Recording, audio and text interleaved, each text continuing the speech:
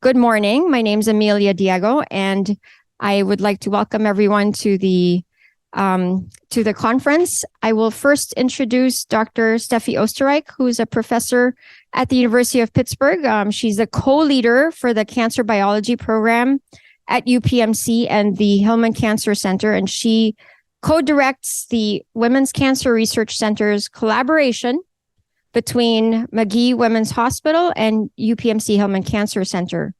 Her focus is on estrogen-positive disease and especially invasive lobular cancer.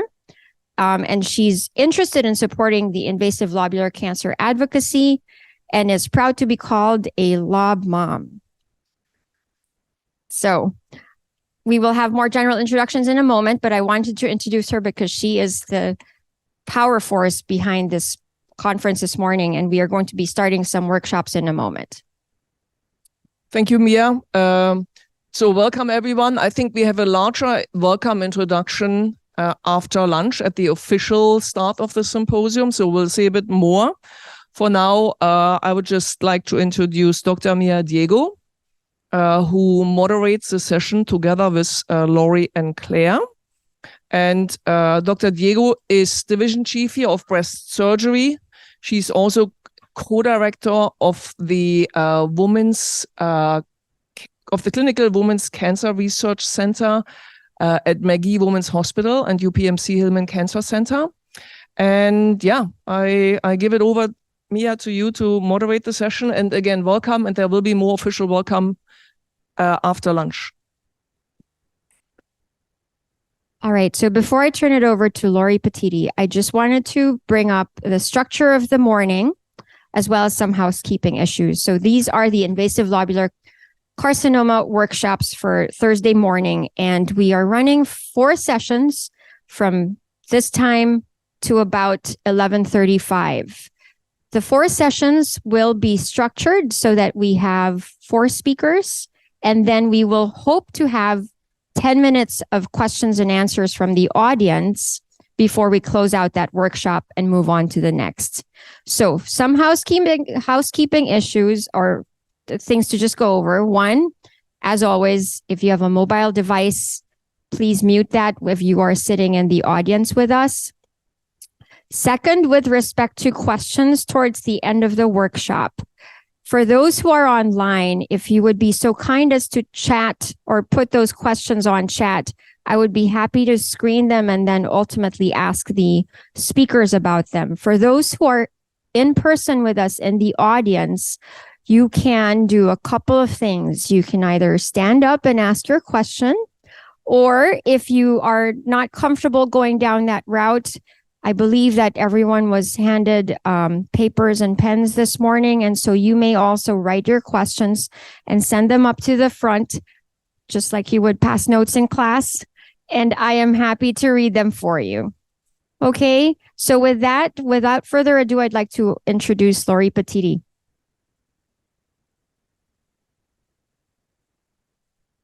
Thank you. Good morning. My name is Lori Petiti. I'm a patient advocate from Southern California. Last time I was in Pittsburgh was 2016 at the first International Lobular Breast Cancer Symposium. I met with a group of patient advocates. I'm one of the founding members of the Lobular Breast Cancer Alliance. I'm active in advocacy now, doing research advocacy. I'm a patient consumer reviewer for the Department of Defense. I work with researchers and I mentor newly diagnosed patients. It's been really fun helping put together the symposium with my other advocate colleagues and particularly Claire Turner. Thanks, Laurie. Hi, my name's Claire Turner. I'm one of the founders and chair of Lobular Breast Cancer UK, which is a patient-led organisation of volunteers in the UK. I'm also involved with the European Lobular Breast Cancer Consortium and our newly formed European Lobular Breast Cancer Advocates, which you'll hear about later. I'm part of a wider international network, and I think that's one of the real things that's important about Lobular is that international connection with advocates from all across the world working together with the incredible clinicians and researchers. So it's fantastic to be here, fantastic to see many people, and I hope everybody has a wonderful symposium. I'm now going to introduce our first speaker, Patrick Dirksen. Patrick is a professor of experimental and preclinical oncology at UMC Utrecht in the Netherlands. He trained as a molecular cancer biologist and received his PhD in 2003 from the University of Amsterdam. His postdoctoral fellowship was at the Netherlands Cancer Institute, where he provided formal experimental evidence that E-cadherin loss causes ILC. He's been working on E-cadherin and ILC ever since, and in 2018, not 2028, it says on here. Yeah. In 2018, he founded the European Lobular Breast Cancer Consortium, which he currently chairs together with Christine Desmet and Anne Salaman. Thank you very much. Is this on? Yep. Okay. Well, thank you very much, Claire, for the kind introduction. And thanks for the organizers for organizing such a fantastic meeting and this session. So I have the daunting task to explain to you as best as I can in 8 minutes what is the basic biology of lobular breast cancer. So it'll be brief, but if you have questions, I'll be around for the full duration of the meeting to answer your questions if you have some, which I'm sure you have. All right, some basic biology. Wait, I need to click. Okay, so this is the breast, as you all know, and the formal task of the breast is to produce milk, and that's basically it. And to do so, it has two types of cells. Ones are the luminal cells that are on the inside of the breast duct, and the basal cells that are on the outside. And what they basically do is they squeeze out the milk. So you have milk-producing cells and cells that squeeze out the milk once the milk is necessary for suckling and so forth. Now, these cells are held together very tightly and very stringently by all kinds of molecules called adhesion molecules. So I drew them in yellow. This is not visible, is it? No. I drew them in yellow and in gray. So these cell adhesion molecules are called cadherins, from cell adhesion molecules they're derived from. So basically you have the luminal cells on the inside and the basal cells on the outside. Estrogen receptor, as you all know, is very important for breast cancer and for mammary gland development. And only some cells in the luminal compartment express ER. So in every 1 in 5 to 10 cells expresses estrogen receptor, and Catherine will come back to that later on. No? Is this better? Yeah, okay. Turn it up like this, yeah? Okay, so when it comes to breast cancer, it's still a bit unsure what leads to what.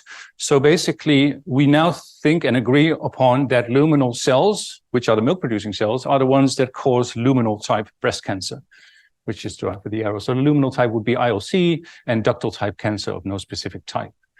For the basal ones, it's a bit less clear and still controversial. So some researchers think there's a luminal type cell that turns into a basal type breast cancer. And there are researchers who think that there's a basal type progenitor cell that turns into these basal type cancers like triple negative and desmoplastic breast cancers. But I think the jury is still out there. And there's formal evidence for both hypotheses, I think. So something about the mutations in cancer. So in order to get cancer, you need to accumulate mutations. And 1 is not enough, 2 is not enough, 3 is not enough. Depending on the organisms, you need somewhere in between 5 to 15 mutations to actually get cancer. And this already starts at an early age. So once during pregnancy, you already during development of life, there's the normal machinery of DNA replication. So the DNA needs to be doubled every time a cell divides, and that incurs mutations. And this is okay-ish because this will be repaired during life. But you get accumulation, and especially when you're exposed to environmental or lifestyle inducers like smoking, alcohol, and what have you, you accumulate more, which occurs during adult life. And then if you're unlucky, you accumulate more, and this turns into a clonal growth pattern, which you see in the middle. The cell turns red, and this starts to look like cancer. And once you have induced cancer, which can be still benign, you also get mutations that are induced by the cancer itself because it misses genes to repair those mistakes. And once you're along the way of going into invasive and metastatic cancer, you're usually getting treated with all kinds of agents that also can introduce all kinds of mutations. So basically, you accumulate mutations throughout life, which is inevitable for all of us. Now, There are two types of mutations. You have somatic mutations, which are the ones that are arising in soma, so basically dividing cells during the lifetime. But you can also have genetic inherited mutations, which are the blue ones here. And that basically means you get a mutation from your mother or your father, which is already present in the fertilized egg, and you carry that along during your life. And all what this means is if you have a mutation in a very important gene, like cadherin, E-cadherin, BRCA1/2 or CHEK2, you're already predisposed. So you only need a couple more hits to get cancer. And that is the reason why young women get cancer when they have BRCA1, BRCA2 mutations inherited from their mother or father. So the bottom line is multiple genes need to be affected. They need to cooperate to get disease onset. You have inherited mutations, which are really rare, and they usually cause inactivation of proteins. So they shut down the function of this protein that protects you against getting cancer. And the somatic mutations can also affect genes or molecules that then get activated and give you cancer.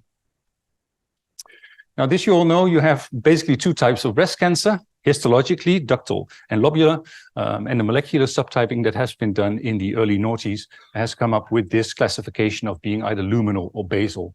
And this was really useful because it divided cancers based on what they could be treated with. So you have the luminal cohort, which are mostly all ER positive, so they can be treated with anti-ER medicine. Catherine is going to talk about that in a minute. You have a chunk of tumors, about 10-15%, that are HER2 driven, and there's a drug for that as well. And now you have immune checkpoint inhibitors that might be very helpful when you want to treat triple negative breast cancer. So this is based on what you can treat with. However, in real life, there's a mixed bag of things going on. Within ductal, you have all these subtypes, but within lobular, you have all these subtypes as well. And the question is, how do you treat these? Are these treated specifically? And important for us today is whether lobular should be treated as a specific entity. So these are the two tumors we're talking about. So you have invasive ductal cancer. They're called this way. It's a bit of a misnomer. It's basically because of the pathology. People thought that this would developing in the ducts, and that's why they called it ductal, and lobular was developed in the lobules, and that's why it's called lobular. But this is nonsensical, we know now. It can arise in any type of tissue in the breast. So IDC and NST and ILC, the comparison between the two is that both of them are mostly ER positive, a bit more in lobular than in ductal.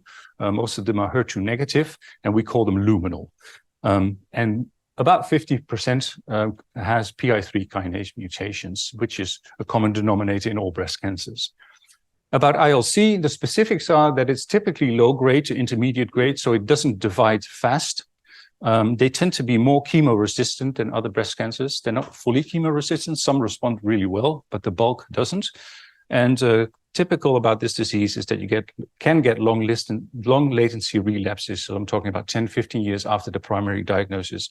It can come back, and then specifically at peculiar metastatic sites like the stomach or the gastrointestinal tract or serosa, which is the lining of your epithelial tissues. Now, the bottom line of ILC is that 90% is E-cadherin negative, and that you can see here. So the top is the ductal one, and in brown you see E-cadherin. That's a protein that is on the cell surface of this cell type. And on the bottom you see lobular breast cancer, which is completely negative for ILC. Now, this we know now that this is absolutely causal. So if you remove E-cadherin, you get lobular breast cancer. This was first discovered by people in the group of Walter Birchmeier, who coupled the absence of E-cadherin to the lobular phenotype. And then a few years later on, in the group of Frans van Rooij, Geert Berks showed that somatic mutations had a strong correlation with E-cadherin negative lobular breast cancer. And in a previous life, I established causality in the lab of Jos Jonkers by knocking out E-cadherin in a mouse in the mammary glands, and we saw that these mice developed lobular breast cancer. So it's clear cut that E-cadherin loss causes lobular breast cancer. Now, what is E-cadherin? You see two cells. This is a microscope picture. So basically the whole slide here, so the whole cell is about 12 to 15 micrometers. That's a thousandth of a millimeter. You see two nuclei in blue, two cells neighboring each other, and in between you see these yellow line. And this is what E-cadherin is. So E-cadherin sits in the middle of these cells, and it holds the cells together. And you can see that there's really stretching going on. So in green, you see the cytoskeleton of the cell, and it's being pulled upon. And that's what E-cadherin does. It catches onto other cells, establishes a binding, and then all sits nicely together as an epithelial cell should do. Now, during this meeting, you're going to see a lot of these cartoons. E-cadherin is depicted again in yellow, and you see the catenins, which are on the inside of the cell. So up is outside, down is inside. And in the cell, E-cadherin binds to catenins, and catenins are very important molecules that do a lot of interesting biochemistry within the disease, and we'll talk about that as well. So what happens if you have healthy breast cells which lose E-cadherin? What happens to these catenins? Because that is probably what is driving the consequential biology behind it. So if you have E-cadherin loss, these proteins, which we call P120 and alpha-catenin, they reside in the cytosol. Beta-catenin, which is a molecule there, and I think you can forget about this, but this is proteasomically degraded, so basically it gets broken down by the cell. So what does P120 and alpha-catenin do in the cell? Well, they go to the cytosol, where they shouldn't be, and P120 goes to the nucleus, where it shouldn't be as well. So this is typical to ILC. And three main things happen to a cell when this occurs. The first thing that happens is the whole cell collapses. So basically it goes from an epithelial cell that is bound to its neighbors, and it collapses onto itself. And that causes contraction of the cytoskeleton within the cell. So that's phenotype number one. Phenotype number two is that it gets really sensitive to growth factor signals. So because E-cadherin is gone, the brake on these growth factors is completely abolished. And if you give them a little bit of growth factor, these cells will get very viable and divide. So that's the second thing that happens. The third important thing is that it induces a very specific gene signature, because P120 goes into the nucleus of the cell, and it does all kinds of things with mRNA transcription. So mRNA leads to protein, and protein leads to function in a cell. So you get specific gene activation in the cell. So you end up with solitary round cells because of the contraction. They are very invasive and motile because they can rearrange their cytoskeleton really fast. They are very prone to survival, so they can survive in places where normal epithelial cells cannot survive. And they grow really slow. So in other words, all the hallmarks of an ILC cell. And because they do what they do and they are what they are, they also implement changes in the microenvironments. So you get a package deal in the cell of three main things that is going on, and it influences the microenvironment, which might be specific to lobular breast cancer as well. So where does this lead us? So in a nutshell, this was about 20 years of research. I left out all the details. Again, come and see me if you want to know more. But basically, this is happening, and what does this mean for treatment? So if you know this is going on, what can you do about it? So first of all, there's estrogen receptor and anti-estrogen treatments, which is super effective, but it isn't specific for lobular. It's specific for all luminal breast cancers. But it's very helpful, and it's the first line of defense against lobular breast cancer. The second thing, what you could do is inhibit this contraction, because we know if you inhibit contraction, the cells will die. But how to do this? Well, there are some drugs, but these drugs have quite some side effects. They are really cheap, so the pharmaceutical industry is not interested in them, and it's quite tricky to get the dosage right if we try this in animals. The third thing that is really promising is the growth factor AKT inhibitors, like crizotinib and all these names. Basically, what they do is they inhibit the growth signals. And because lobular breast cancer cells are so sensitive to this signal, I think this is a really promising approach to follow up in the coming years. And the fourth option is inhibition of cell cycle progression. So in other words, cells divide. And if they divide, they can be inhibited by inhibiting the proteins that do this. Now, we have the impression that although they divide very slowly, they are very sensitive to these inhibitors. And this is something that Thijs is going to talk about this afternoon by combining treatment 3 with treatment 4 to see whether we can tackle ILC cells in doing the things that they do. So I'll leave it there. So basically, E-cadherin loss leads to lobular breast cancer. You get specific things going on in the cell that you can tackle with drugs. And that's where we're trying to go with specific interventions for lobular breast cancer. Okay, I think I'll stop here. Our next speaker will be Catherine Briskin. She is trained as an MD and PhD in biophysics. She is professor at the Swiss Institute of Technology in Lausanne and the Institute of Cancer Research, London. She organizes regular biweekly transdisciplinary lab lobular breast cancer meetings across institutions. She coordinates a large EU training network on cancer prevention focused on the role of hormones and inflammation in breast and skin cancer. Her research focus is how hormones impinge on the normal breast and breast cancer development. Thank you very much.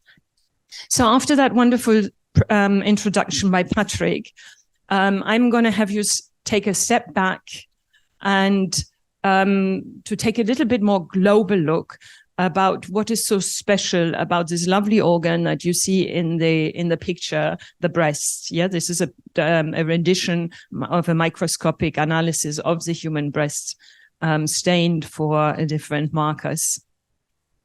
And yeah, we are all aware that breast cancer has become worldwide the most commonly diagnosed cancer, that although it affects only largely half of the population. So why so many cases? And if we look at what affects breast cancer risk, as Patrick pointed out, yeah, can be a genetic predisposition. So your family history, your age obviously is very important, and high breast density is an important risk factor. But so are, and this is mostly for the estrogen receptor positive, the luminal breast cancers, that there is this link. It's linked also to obesity in different ways, to having no children, to having menarche early in life and going into menopause late. Young age at the first pregnancy is protective, as is breastfeeding and higher parity. And then we know that exposures to exogenous hormones, to endocrine disruptors and to hormonal contraceptives and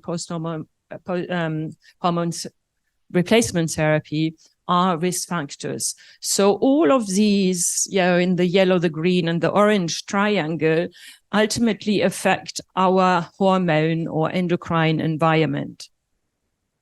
And in fact, the breast is very special in that it's the only organ that develops mostly after birth.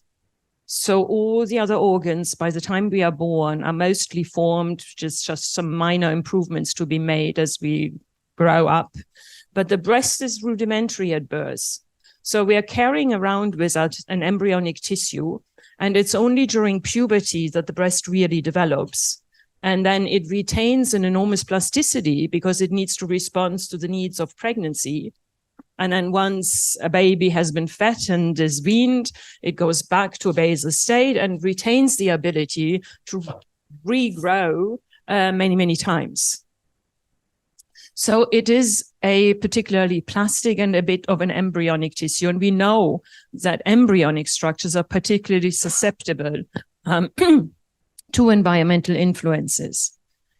So here in the picture, you see the overall regulation of the human breast. So the brain in the pituitary gland releases hormones that stimulate the gonads, in women the ovaries, and then the ovaries release the major hormones that will push and orchestrate breast development, which are estrogen and progesterone. And so we know that at birth, it's just a rudimentary structure, and then it's like a tree that grows throughout life, which increasingly ramifies with the menstrual cycles and further develops during pregnancy to reach the state where it actually fulfills its function, which is to make copious amounts of milk to ensure the survival of the offspring. And all this process is controlled by a whole array of different hormones. Main players being estrogen, progesterone, and prolactin, but then many others that impinge on that and do further fine-tuning. And our understanding of what exactly they do is still fairly rudimentary because it's so complex to dissect out the roles of these different hormones in vivo settings. So on top of that, it is not that we just have hormones acting at one level, but in fact, in particular with the menstrual cycles, there are cyclic changes in hormones. And in fact, we as researchers, when we try to do experiments that are conclusive, we look at one condition versus another. We look without hormone and compare it to with hormone. When in vivo, there is constantly a fluctuation of many different hormones, posing a very challenging, posing a big challenge for us to address experimentally and to try and dissect and understand. And so we don't really yet know how important these fluctuations are per se. And you can think of this with all these many players that need to come together as a hormonal symphony. And something goes wrong, it will not sound quite right. And it's not going to be a disaster, but it's just not so good. And so over time, by doing things not so well, we can run into problems. And so, for instance, with exposures to exogenous hormones that are taken in the context of hormonal contraception or hormone replacement therapy, we've been trying to get as close to what the human body has over the years, but yet, we're given constant levels of certain hormones that in the body would be regulated in some intricate fashion.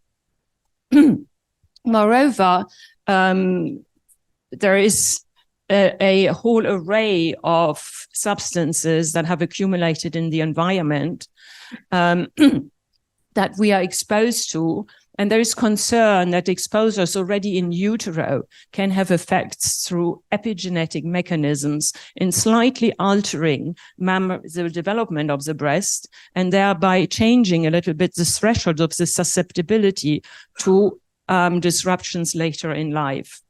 And so, I'm just giving here the example of a substance called bisphenol A that you may have heard about in the breast, which was originally made by a British chemist to actually make an estrogen that he wanted to give to women. And it has ended up in many consumer products and ends up in the environment and gets into our bodies. So it's detected in 90% of the population. And here we have a particular problem.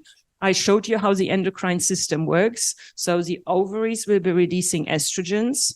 Yeah, there are a few cells in the ovaries making these. So nature has adapted the system such that these hormones act on multiple tissues at very, very low levels. So we are talking about picomolar. Yeah, when you usually buy medications, you get milligrams, and here we are 1,000 or a million times lower at the effective dose.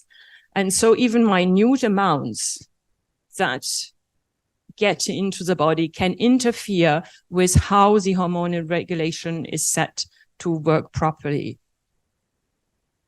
So with that, I want to just have simulated some thoughts and pass on to the next speaker. Hello, can everyone hear me? Is this working? Yeah. I'd just like to introduce our next speaker, Jacqueline Jarras. Jacqueline is a professor in the departments of surgery, pathology, and biomedical engineering at the University of Michigan. She's also Associate Vice President for Research, Associate Dean in Regulatory Affairs, Director at the Breast Surgical Oncology Fellowship, and co-director of the NIH T32 training program. Well, thank you so much for that introduction. Is the microphone? How is this? Is it a little bit better? Thank you so much for the introduction. And I just want to say it's a real honor to be here this morning and also to be part of this outstanding panel. I feel like it's just been, I'm learning so much as I sit here amongst you. So thank you really for allowing me to participate. I'm going to pull the lens back just a little bit in terms of how we approach the management of lobular breast cancer and breast cancer on a whole. But what I'm speaking about today will really be a prelude to what you'll be hearing during this amazing symposium from my colleague Rita Mukhtar, who's here today from UCSF. And so this will just be a prelude to her outstanding talk, which I know is going to really delve into some of these issues. But just to explain how I see things as a surgeon, I really approach the problem. There is a sort of a three-tiered approach to how we manage patients when they come into the office with a new diagnosis. And that is often surgery first, which would be where I would have a chance to have a part. And then systemic therapy, which you'll be hearing about shortly, and through another outstanding discussion this morning. And then lastly, radiation therapy. And I'll take you a little bit into how we think about treatment decision-making from the surgical perspective. But I think that in terms of this sort of analogy of the symphony, this is, again, a sort of, I think, a further extrapolation to this and how we all work in concert together to try to provide the best approach to the management of breast cancer. With that being said, the objectives that I have as a surgeon are really to render the patient disease-free with what would be considered a durable recovery. Oftentimes, we want to approach our patients and offer them lumpectomy. And it's important to note that in terms of a worldwide assessment of new patients diagnosed with breast cancer, 80% should really be offered lumpectomy or be a candidate, but that can be a challenge for patients with lobular breast cancer.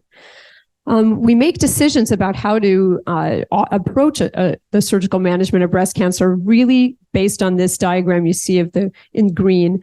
It's on disease distribution. If we have disease within a quadrant, we can often offer a lumpectomy, but if we have disease within two separate quadrants, that often would mean a mastectomy. And it really is as foundational as that in terms of how we make decisions. Furthermore, if you have if you present with a finding that's not palpable and that it can't readily appreciate in the operating room, we use a variety of different localization techniques. And what you can see here is the use of a wire on the day of surgery to really provide the sort of directed trajectory to where the surgeon needs to go to remove the lesion. And so this is really what I'm doing every day. It's what I'll be doing tomorrow when I go back to Michigan and operate. And so that's what we have in terms of the most sort of reductionist approach to the surgical management in the breast. There's often a lot of discussion. How do we manage the axilla? We're in an amazing time of really trying to be very personalized in how to tackle these problems and to do as minimal surgery as we possibly can to really provide a disease-free state for the patient. So instead of taking all the lymph nodes out, which we used to do routinely, we're now really trying to focus on a more targeted approach to taking out lymph nodes that are most likely to be affected by cancer and leaving the remaining healthy nodes in place. We often work with our reconstructive surgeons, and that's another really critical part of how we restore our patients back to health after surgery, and really try to emphasize what we can about patient objectives in terms of what it is that they are seeking to accomplish on top of being disease-free for their life when they're restored to health. And so cosmesis is a big part of that. And we work in concert with our radiation therapists, which is often something that would come after lumpectomy surgery to manage the expectations for the best possible surgical result. But in the management of lobular disease, it actually produces a specific challenge because the imaging modalities that we have available in 2023, I think at times we wish that there was better resolution and better clarity that we could obtain from the three primary modalities, which would be mammography, ultrasound, and MRI. And so given the fact that there is to conventional imaging, mammography, and ultrasound, and some degree of underperformance, as I would say, in terms of the diagnosis of lobular cancer, I think having MRI as part of the assessment is key. And a message that I want to send is truly that a diagnosis of lobular cancer really demands the highest order of intentionality before going to surgery. You want to approach this problem with every asset you have in terms of giving your patient the best possible understanding of the map that you're going to draw out to tackle their surgical problem. So given the fact that lobular cancer can be relatively indistinct during our normal conventional approaches, I think MRI is really a critical component part of what we use to help identify that map that I showed you earlier in green, to really say what's the best first approach to take surgically, lumpectomy or mastectomy. And if you're going to approach the problem with lumpectomy, how do you best outline the problem so that you give the patient the best possible chance of negative margins at the first operation? And so I'm going to speak a little bit paradoxically now about margin assessment and how we understand it for lobular cancer. We really actually at this point do not have guidance that the patient would need to have margins broader than no tumor on ink after excision. That being said, it can be more difficult to determine that actual no tumor on ink status for the patient. Furthermore, for patients who have lobular carcinoma in situ, which is considered a benign entity of lobular in the continuum of lobular findings, that does not need to be excised to the margin. But there is a subtype pleomorphic LCIS, which is considered a bit more aggressive. And we do recommend that that is excised to a negative margin. And so what you might take from everything I've just said here is that our situation in terms of the surgical management of lobular findings remains somewhat controversial. But to make it as simple as possible, where we stand today, no tumor on ink for patients that have lobular breast cancer, invasive cancer, lobular carcinoma in situ, and also a negative margin specifically for patients with pleomorphic LCIS. But lobular carcinoma in situ, the benign entity, we feel can actually sit at the margin and not pose a treatment threat. That being said, there are several studies that show that it is a higher likelihood that for patients with lobular cancer, margin positivity after lumpectomy will be an issue. And as a result of this, many patients, as will be discussed in this conference, are actually directed to mastectomy. And this is also an issue because it can be more complicated to obtain negative margins, even in the setting of mastectomy, because patients will present with the larger tumor size of presentation than we may have actually been able to delineate prior to surgery. And so the way I tend to engage this issue is by actually incorporating my pathologist into the case when I'm in the operating room. I talk to them before the case and we work together, sending different aspects of the specimen to try to ensure intraoperatively that we are as close to negative margins as possible. And it's really important to discuss this because margin positivity can actually be a significant stressor in the treatment continuum.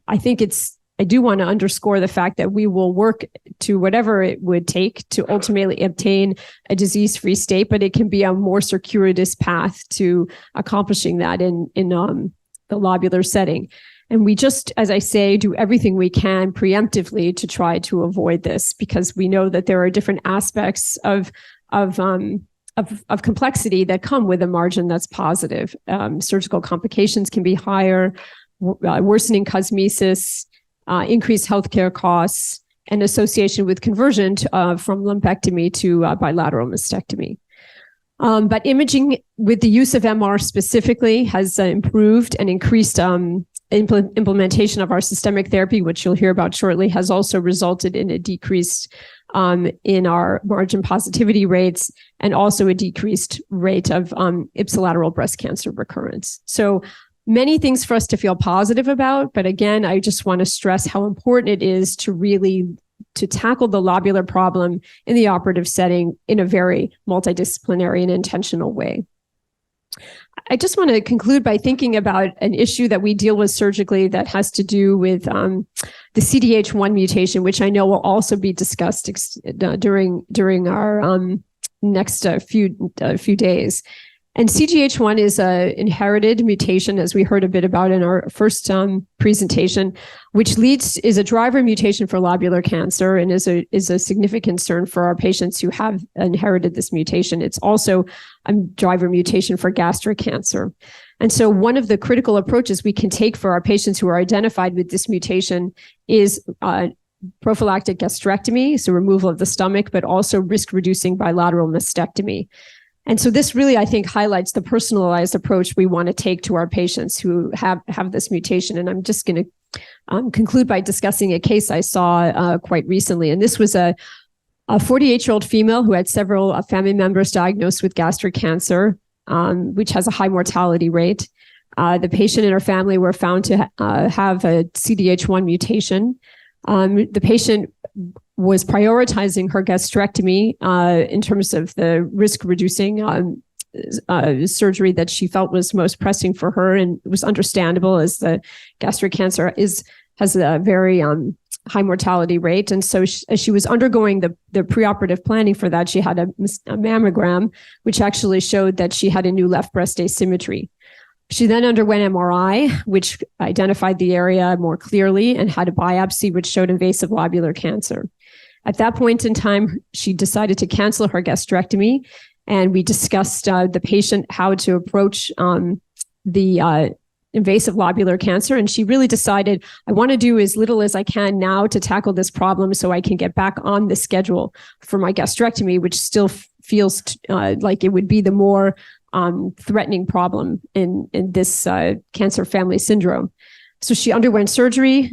She had a 2-centimeter invasive lobular, and 1 out of 4 lymph nodes were positive, which presented a new challenge. At that point, she was offered chemotherapy, but decided to have an oncotype, which would be a test that helped us to understand the actual aggressiveness of the cancer. And her score was very low in terms of implying that the cancer would be a low aggressive subtype. So at that point, she went on anti-estrogen therapy and had her gastrectomy, and she did very well. And at this point, she's now recovering and planning to undergo her bilateral mastectomies and reconstruction in the near future. And I think this really delineates how important it is that surgery and medical oncology work together in concert with reconstruction surgeons to really identify the best approach possible for patients who have family cancer syndromes associated with lobular disease. And of course, in general, in all things, we really do strive to do the best we can to offer patient-centered approaches. And so with that, thank you so much. And I turn my microphone over. Our final speaker is Rachel Jankowitz. She is the medical director at the Rena Rowan Breast Center, Penn Medicine Abramson Center, University of Pennsylvania. She's also associate professor of medicine, the Division of Hematology and Oncology, and section chief, breast medical oncology. Good morning. Thank you. Can you hear me okay?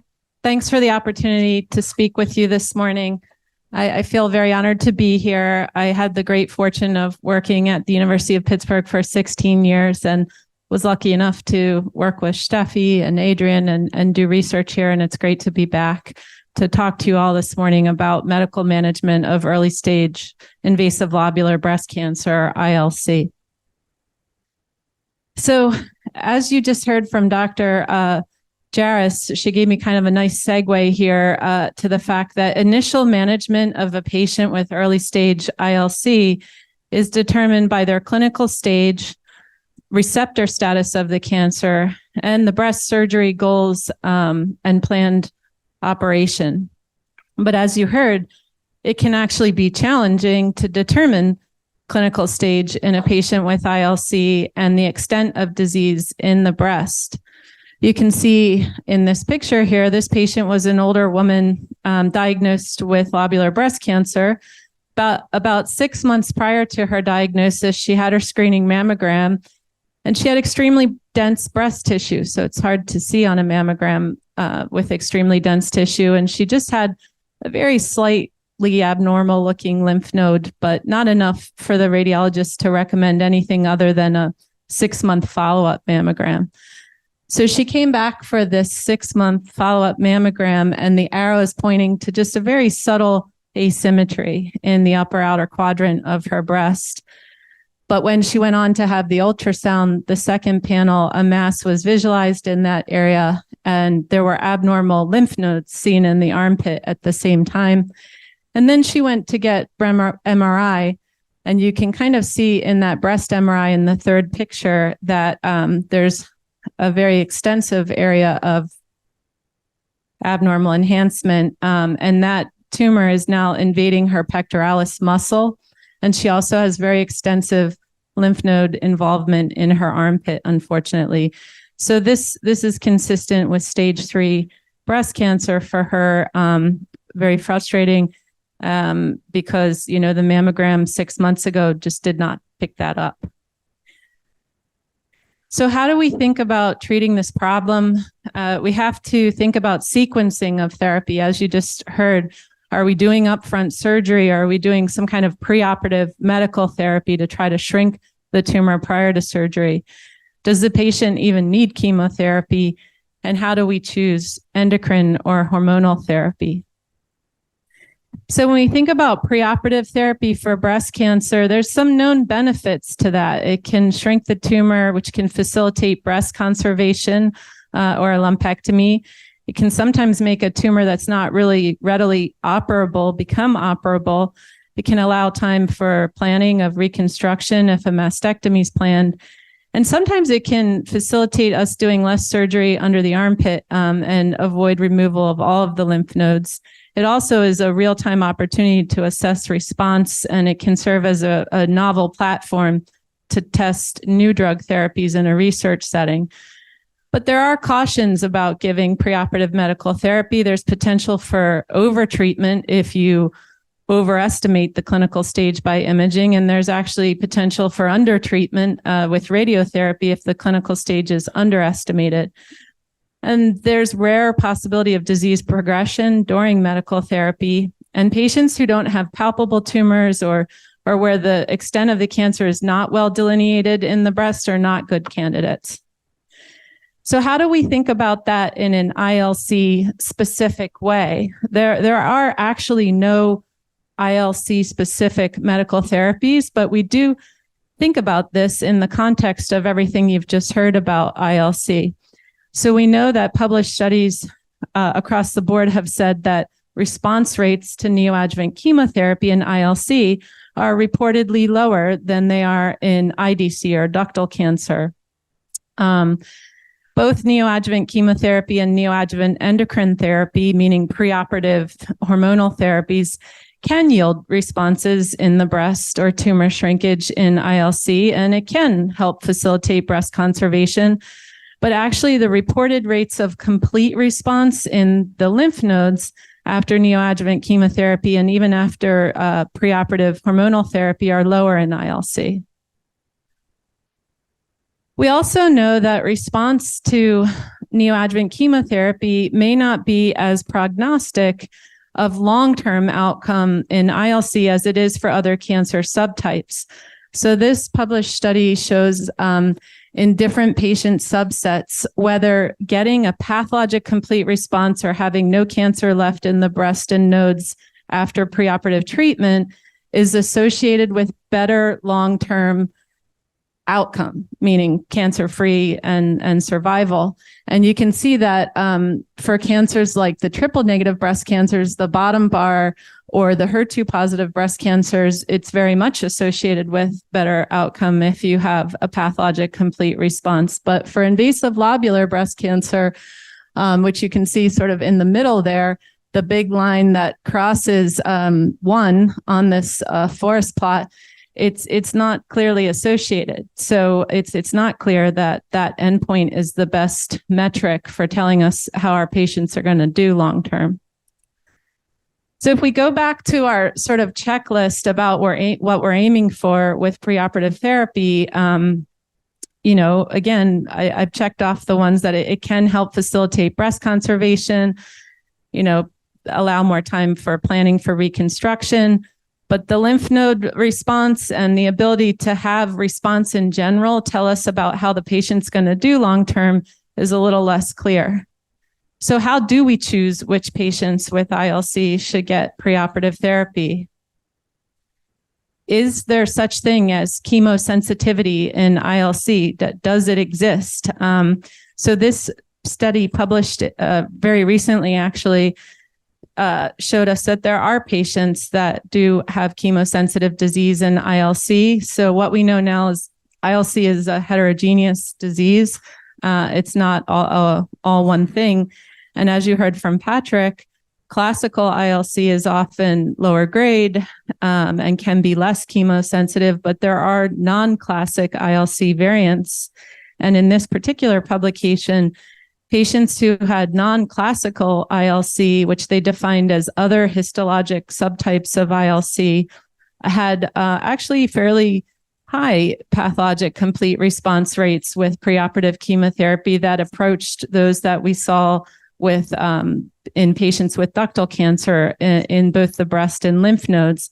Now, these groups of patients in this study had higher likelihood of being progesterone receptor negative, HER2 positive, triple negative, or having high grade tumors. So what this is telling us is that there are patient subsets that can benefit, and we need better biomarkers to identify them, but we need to be selective. There are no modifications to consensus guidelines for chemotherapy based on histology, and we choose use of chemotherapy based on menopausal status, lymph node status, grade, and also some of our gene expression profiles, such as tests like recurrence score, oncotype recurrence score, or mammaprint. Triple negative and HER2 positive ILC should be treated accordingly, not according to histology. And we can consider preoperative chemotherapy for patients with ILC, especially if they have more advanced stage disease. And we can take into account some of the factors that I previously discussed with regard to their biology. But we do need to be mindful that response rates may be higher in non-classical ILC subtypes than in classical ILC. And some patients may proceed to upfront surgery, especially if stage or extent of disease is unclear. So what about endocrine therapy? And this is the backbone of therapy for hormone receptor positive breast cancer. And being that most invasive lobular breast cancer is hormone receptor positive, it remains one of our most important approaches to decrease risk of recurrence.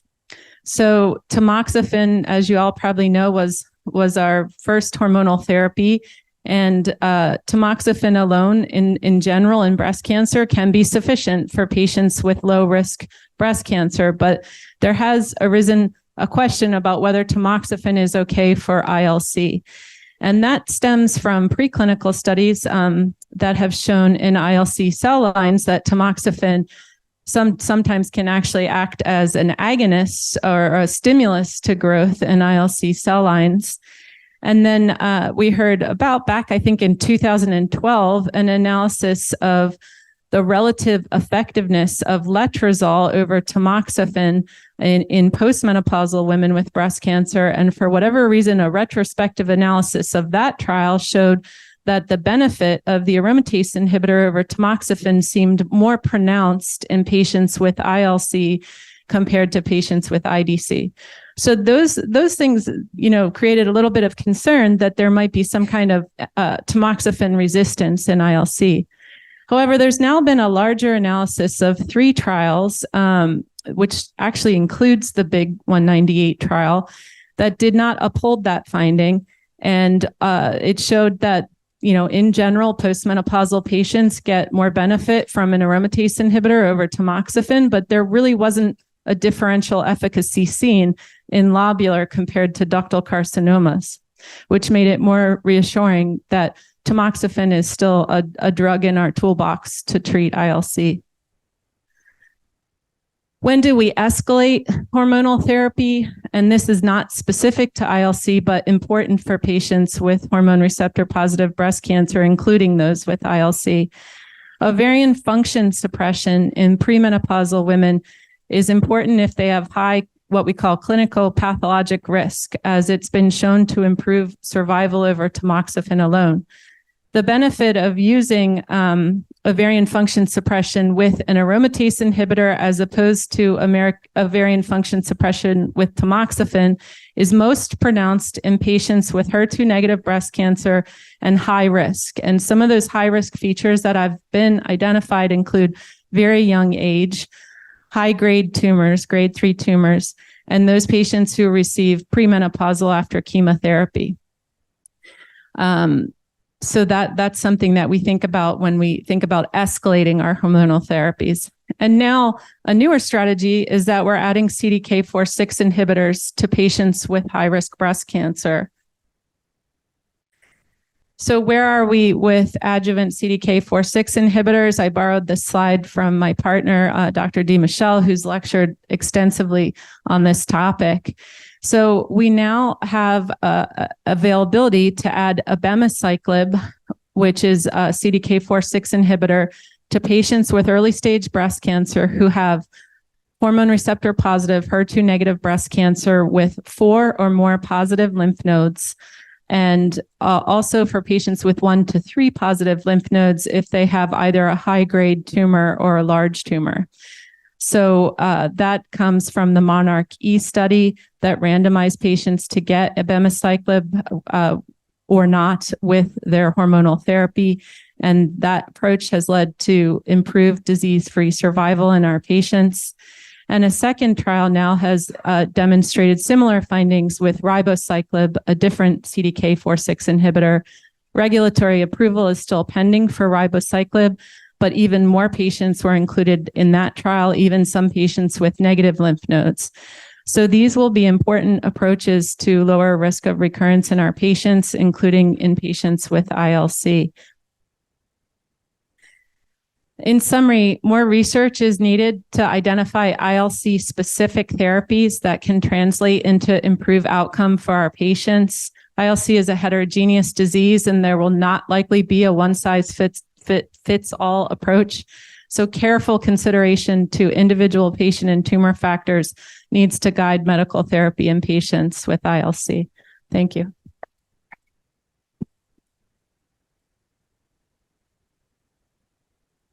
All right. Thank you so much to all of those speakers. In the interest of time, and since we did start a little late, I think what we're going to do is there are just 2 questions online that we'll address, and then we'll move up very quickly on to the next session.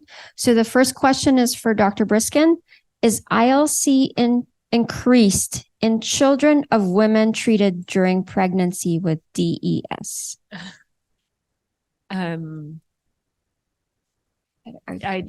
Sorry, I don't think women would be treated during pregnancy with DES. Yeah, that's an. So can you hear me? Yeah, I'm not aware of women being treated with DES at this point in time. Women exposed to DES in the old days, yes, we did. There was an increase in breast cancer incidence when they reached. Exposed while they were in utero. When they grew and reached the 50s and 60s, their breast cancer incidence was increased. Okay, so fortunately, you're right. We don't use DES quite as often anymore. And this question is for Dr. Jarris. This is a last question for the chat from the group. Regarding MRI for detection, is anyone working on building a better mousetrap for breast MRI? i.e., can we make it less torturous for patients? It is the most uncomfortable procedure. How can patients advocate for change in medical imaging technology here? So I don't know who asked that question, but I feel your concern. It is a really stressful situation to get into the MRI machine. And I think that in 2023, for patients with lobular cancer, this is really one of the best things we have. So I'm saying 2 different things. I'm saying it is so hard to go in, but I'm also saying how important it is to go in. And when you're tasked with having to do it, obviously there are things we can do to try to mitigate the stress of going in. You can take, some people will take a little bit of an anti-anxiolytic. I think that's totally reasonable if it helps you to do it. But often when my patients will say, I just don't want to do this, don't make me do it, I say, I'm here with you. I'm teaming up with you to do the best I can for you and to give you the best surgical outcome I possibly can. Think of my face when you go in and how much it means to me, and center on something that you know is so important. And I asked to try to partner, as much as possible to get through it. But I think in 2023, honestly, it's so critical to have that added test if it's been recommended for you to go and to use it as an additional adjuvant. So hoping for better news in the future, but for now, I think this is really something that we have to use together. Okay, thank you again to the panelists. We will congratulate them and applaud for them one more time as we turn over and move to our next session. All right, so I will introduce Julia Catherine Levine. She has been a metastatic invasive lobular patient for 10 years and an advocate for 7. She's the founding member of the Lead Research Advocate Publications and Clinical Trial Curator, and she serves on the Patient Advocate Advisory Board for the Lobular Breast Cancer Alliance. She's also a published co-author, grant reviewer, and a patient advocate on grant proposals, and she will be leading us on this workshop.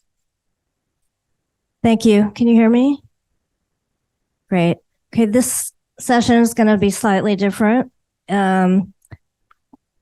It's the state-of-the-art treatment strategies, imaging, and translational science in metastatic ILC. First, you'll be hearing from 3 metastatic patient advocates, including myself, with 3 very unique experiences. Then you'll hear from 3 fabulous clinicians and researchers about metastatic ILC. So I was diagnosed in 2013 with de novo metastatic lobular breast cancer with a 7-centimeter left breast tumor with metastasis to the bones, highly ER/PR positive and HER2 0. Subsequently had 2 lumpectomies.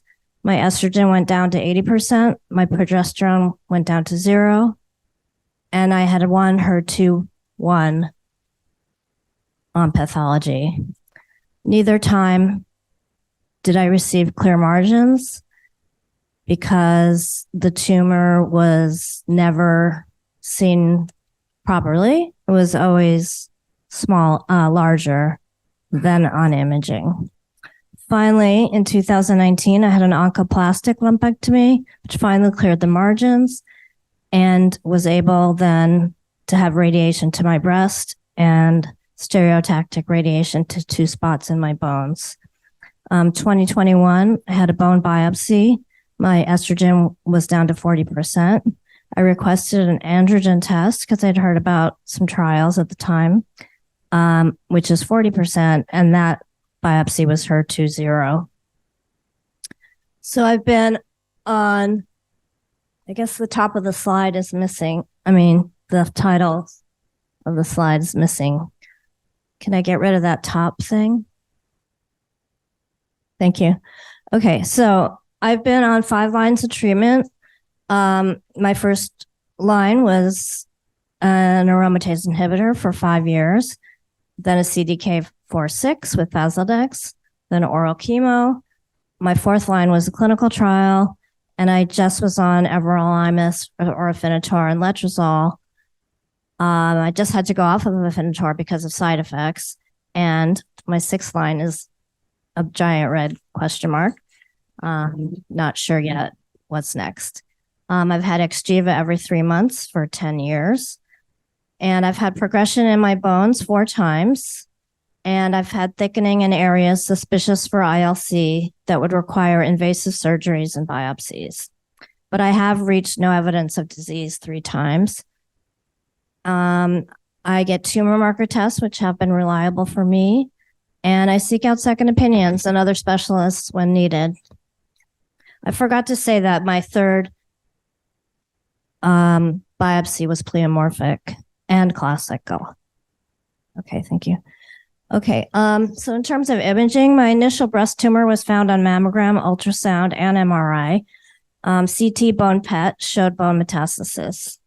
I get FDG PET CTs every 3 or 4 months, and I've had FES PET scans, which have confirmed mild estrogenic activity. I do MRIs as needed, and FDG PET CT do show my bone mets.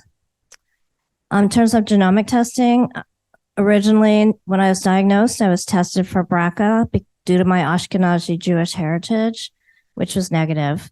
I've had several tissue and liquid biopsies since then. The only actionable one is the PIK3CA.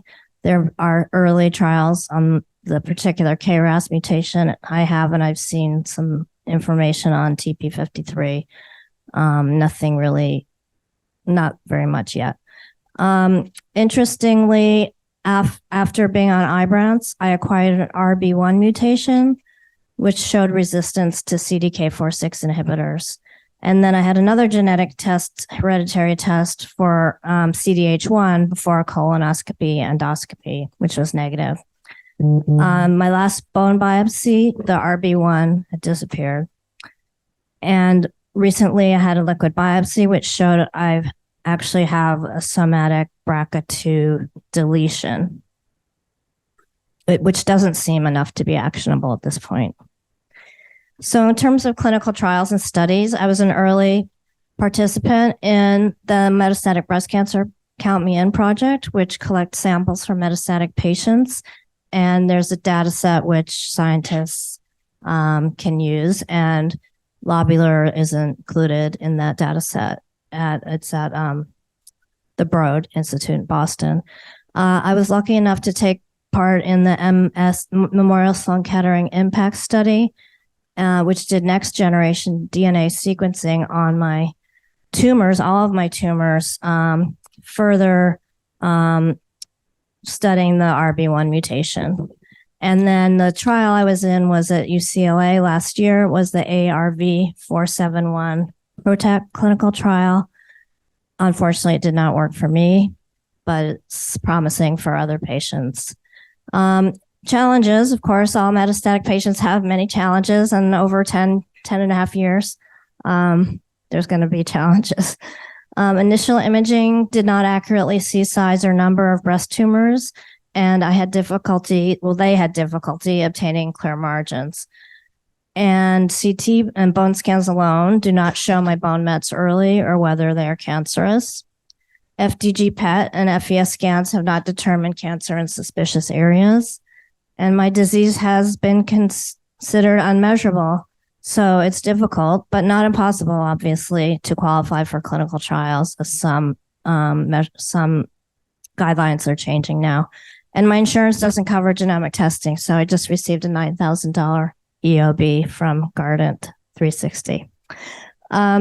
Research guides me. I read everything. I research evidence-based studies.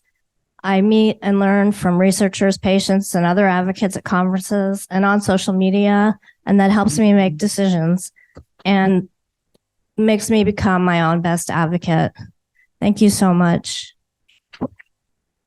And now I'd like to introduce Niku. Niku Coffey McGoldrick is of Iranian American heritage. She turned to advocacy after the lengthy process of diagnosing her metastatic lobular breast cancer a year ago. She lives with her husband in Southern California. Could you hear me? I'm usually so loud, so I don't probably need this. Okay. Okay. Hi, I'm Niku.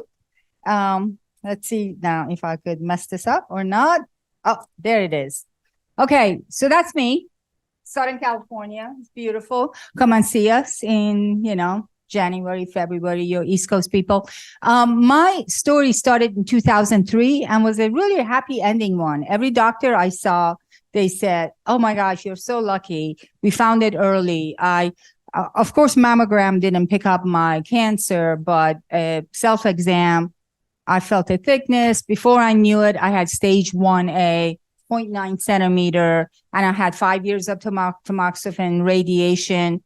Everything was all good.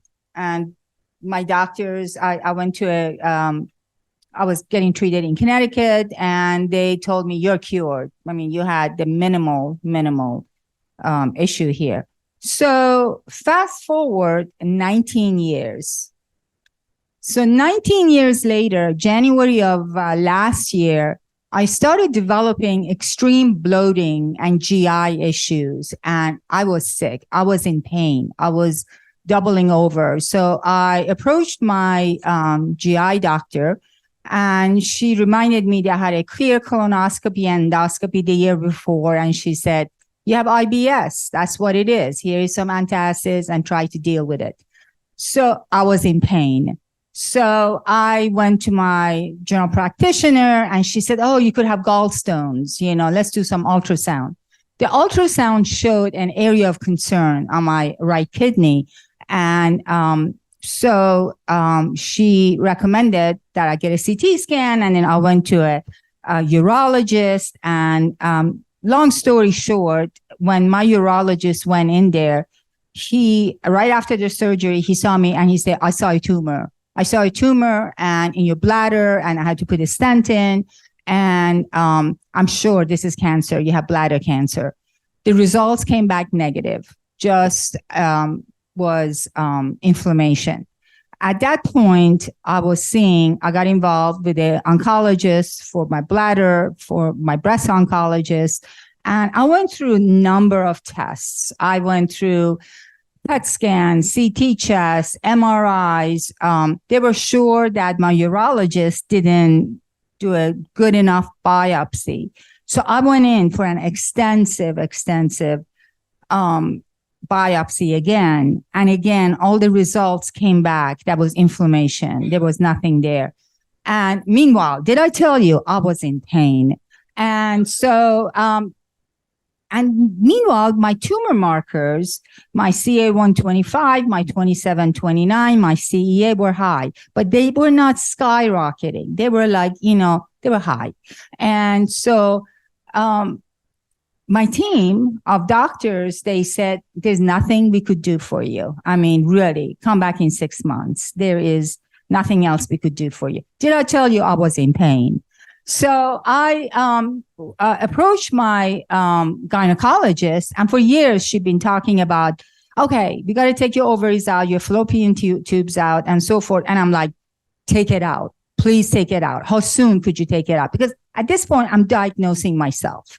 I mean, I'm going to Dr. Google and I'm like, what's wrong with me? I'm in pain. And so she's like, fine, I schedule you for next week.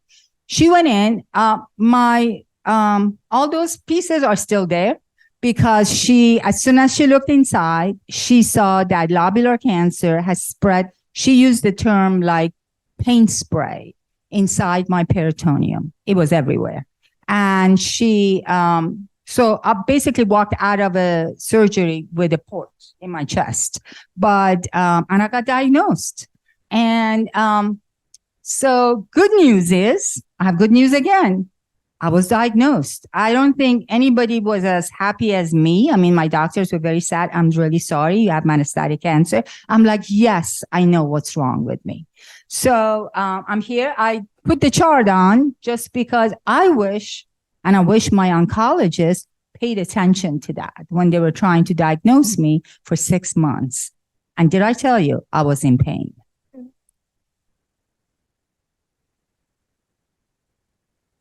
Thank you, Nuku. Now I'd like to introduce Gwen Manchun. She was diagnosed with stage 3 ILC in December 2020, and in June 2021 was found to have metastatic disease in the brain only. Gwen is an individual member of the MBC Alliance, a member of the Alliance's initiative focusing on breast cancer brain metastasis, and a team member working in mbcbrainmets.org. Gwen lives in Seattle, where she's raising her 2 daughters, age 11 and 5.5. Thank you. So, as Julia just said, I was diagnosed in December of 2020 with ILC, stage 3, and it was pleomorphic, a large tumor, and after pathology of a bilateral mastectomy found to be in all 29 of my lymph nodes on the left side. And this, following that, we, seeing that the extent of the disease, doing full staging scans, the CT and bone scan showed that there was nothing,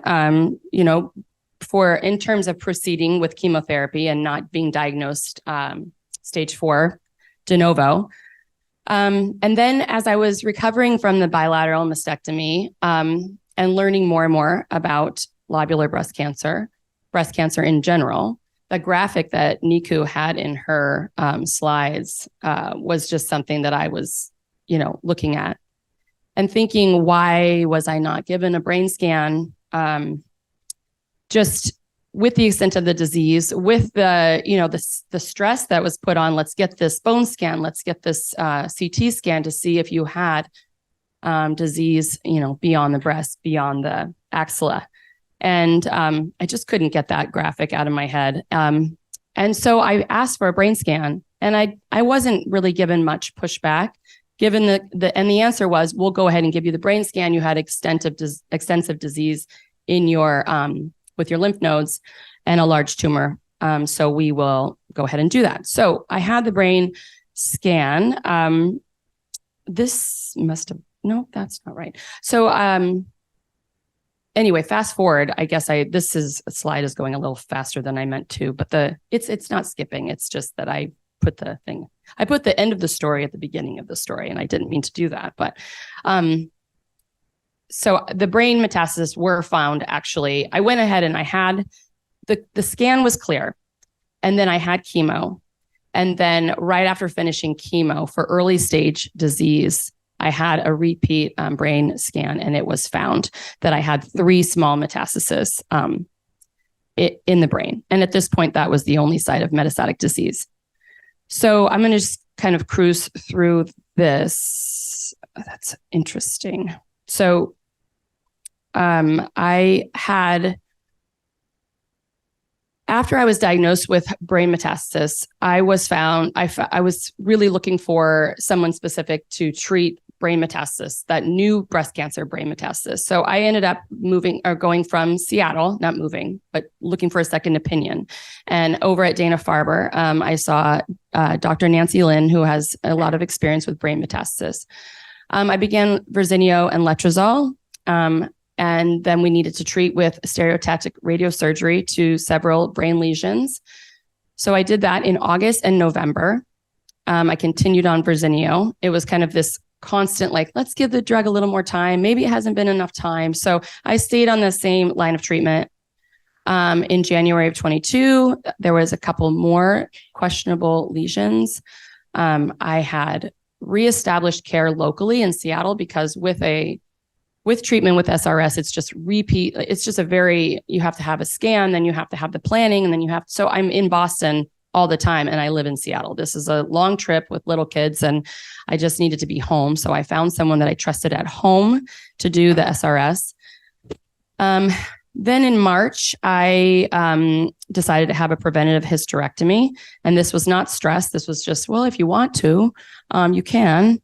And I, again, couldn't get the idea out of my head about where lobular tends to spread. So the ovaries came back positive, showing lobular cancer cells. Fallopian tubes and uterus were clear, but I had a full hysterectomy. So then at that point, questionable lesions found in the brain. So we switched to Xeloda, continued with letrozole. The Xeloda did not work. And so then we switched to Enhertu in July. I also got SRS again. So at this point, I think that was 4 times. And this is to, a number of lesions, 2 or 3. And then Enhertu really worked well. I was my HER2, I was 2+ on IHC, just FYI on that. And so then out of nowhere, it seemed that the Enhertu stopped working. So at this point now, we're up to just this past summer. I had to decide what to do. And after talking with some advocate friends and my healthcare team, I was trying to put off whole brain radiation as long as I can. So there was a couple options of systemic therapy, and I decided to give carboplatin Gemzar a try. And that's what I'm on currently. I just had SRS last week. My radiologist felt anything above 5 millimeters we're going to treat. So that was 8 lesions, and everything else is small. And I've never had any symptoms from any of the brain lesions. And so it's this idea of, being sick and never knowing it. It's a very it's a very trippy situation. So my imaging, I was initial breast pathology, like I said, pleomorphic, estrogen, progesterone positive, and a HER2 negative, but 2+ on IHC, a PIK3 mutation, and the ovary pathology was found to be the same, aside from the progesterone being negative. I've had liquid biopsies, PIK3CA confirmed, and nothing else. I've actually had an FES PET scan twice. The first didn't show anything, and the second did show a couple activity in the brain, and likely maybe it's the size of the lesions had gotten a little bit bigger by that second PET scan or FES PET scan. I think the challenges are that I've had a little bit of a distrust, as this is a common theme with imaging. I was a high risk person based on family history. No known genetic, predisposition, but I had a mother and a grandmother, both have breast cancer in their 70s. So I was getting MRI and mammogram alternating every 6 months. So I had a clear mammogram 6 months before I was diagnosed. I had a clear MRI 11 months prior to being diagnosed. I had a clear brain MRI, more or less clear, a clivus, which is the bony part at the base of your skull, or at the base of the cranium. It was a hemangiome, so they moved forward with chemo. And I think maybe in the end, that was probably not a benign tumor. It seems to me that getting diagnosed only 5 months right after chemotherapy ended with brain mets that I likely was de novo from the start. So I think the challenge is that at this point, I have no disease from the neck down that we're aware of. So it doesn't leave very good options for biopsy. Craniotomies are not performed for pathology's sake, generally speaking. And none of my mets have really been larger than 5 or 6 millimeters. Clinical trials also become a challenge with the CNS, especially with the fact that there is no measurable disease below the neck. So thank you very much.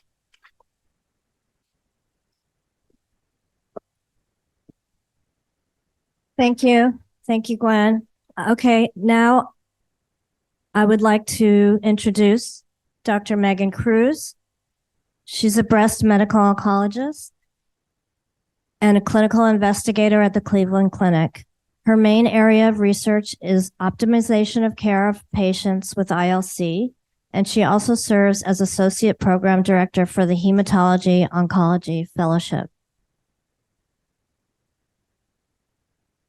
Thank you.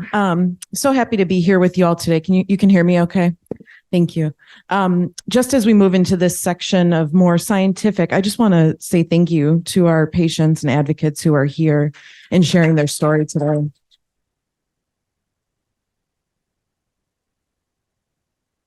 It's really, I think hearing those stories really brings it home why we do what we do and how humbling this disease is. And so I hope to share with you a little bit of what I think about each day in terms of treating this cancer, knowing our knowledge of it is imperfect. And I hope that we all come out of this week with more knowledge and steps forward. So you'll see this diagram many, many times in the next few days about the metastatic sites of invasive lobular carcinoma. And I really go back to this all the time when I'm in clinic with a patient and say, sometimes these small symptoms that come and go, that seem innocuous, do we need to think more about them just under the lens of ILC? And so you'll see for our patients that areas that we don't often think of as being involved with cancer, so that can be the eye socket, some of the areas in the skin that are a little unusual outside of the breast, particularly the gastrointestinal organs, stomach, colon, bowel, peritoneum, you keep hearing as being an area of concern and a very, very symptomatic area for many of our patients, as well as the genitourinary organs, bladder, ureter. I see more and more of this with patients presenting with scans that show hydronephrosis, and or swelling around the kidneys, and it takes months and months to really get a diagnosis that there could be cancer causing that. And when we look at metastatic sites of concern for invasive lobular versus invasive ductal cancer, we see that the overall pattern can be similar. There's still a lot of involvement of the typical organs, bone, liver, lung, lymph nodes, but where lobular tends to be showing itself more, particularly the peritoneum, and bone involvement is almost universal, I think, in our patients. And so we really have to keep an eye out for that. As we start on the treatment planning road for our patients, we think a lot about the genetics of ILC and what that leads option-wise for treatment targets. And so here I've included some of the inherited changes that you can find in patients with lobular breast cancer, as well as more the cancer-specific changes. So going back to our earlier presentations this morning, those inherited changes or germline changes are the ones that come into a patient as they're born and they've had them their whole lives. And here for lobular cancer, we really see the CDH1 mutations are present in most of our patients. Or when we see CDH1 mutations, that's almost always lobular cancer that we find very distinct from ductal cancer. And then a lot of the other predisposing mutations that we see, BRCA1, BRCA2, CHEK2, PALB2, TP53, while they can be present in patients with ILC, they're far less common. And then in terms of cancer-specific changes, this is where a lot of the meat is for making treatment decisions in the stage 4 metastatic setting. And so I've included some of those gene changes that we typically look for. CDH1, as of right now, I think we expect to find it for our patients with lobular cancer. There's not as much we can do about it, but I'm hoping that's going to change in the near future with a number of clinical trials looking at the potential for ROS1 inhibitor medications in this state. But certainly we can do something about PIK3CA mutations. Very recently this year, we had our first approval of an oral SERD or selective estrogen receptor degrader downregulator for patients with ESR1 mutations. We often see HER2 mutations, so not overexpression or HER2 positivity in the traditional way we think about it in breast cancer, but HER2 specific mutations for our patients with lobular cancer. This is again unique to lobular compared to ductal cancers. We also see somewhat frequent changes in PTEN and AKT. This is the whole pathway for that PIK3CA, where everolimus works. So some of the drugs that you may all be familiar with. And again, there's some data for a newer drug, capivasertib, not yet FDA approved, but very promising data that I hope we will see another drug come to this landscape in the near future. And then for those patients with BRCA1, BRCA2, and PALB2 mutations, the frequency of these mutations, cancer-specific BRCA1, BRCA2, PALB2 mutations, is a little bit underrepresented or characterized in lobular right now. But when you find it, there's a clear thing that you can do about it treatment-wise, which is give a PARP inhibitor, olaparib or talazoparib, being the two treatments that we have in that space. So this is how I think about treatment planning for our patients with invasive lobular carcinoma that is metastatic as we sit today. So most of our patients will start with some sort of endocrine-based therapy, so anti-estrogen targeting therapy, and that's because, as you've heard, many of these tumors retain their estrogen sensitivity. They're estrogen sensitive when they start. They're usually estrogen receptor positive when they recur. About 10% of tumors lose their estrogen receptor.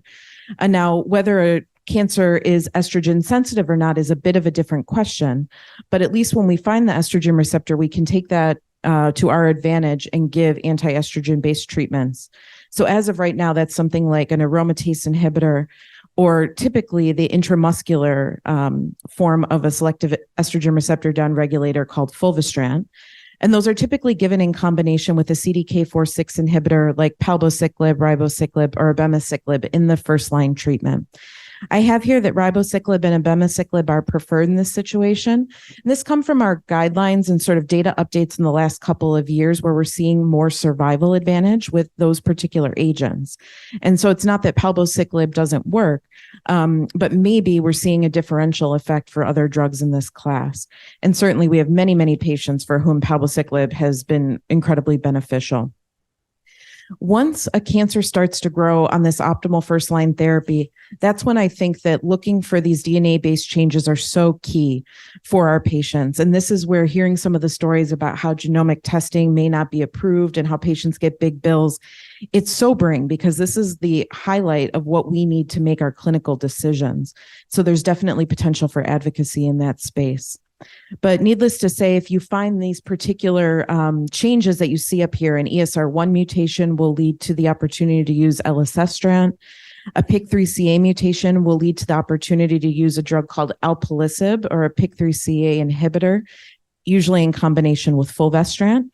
And this is the space where we may see capivasertib come in the future. Of course, those BRCA mutations, if we find them. And then if there are no targetable mutations, this is an area where we start to use single agent and sequential use of different anti-estrogen therapies.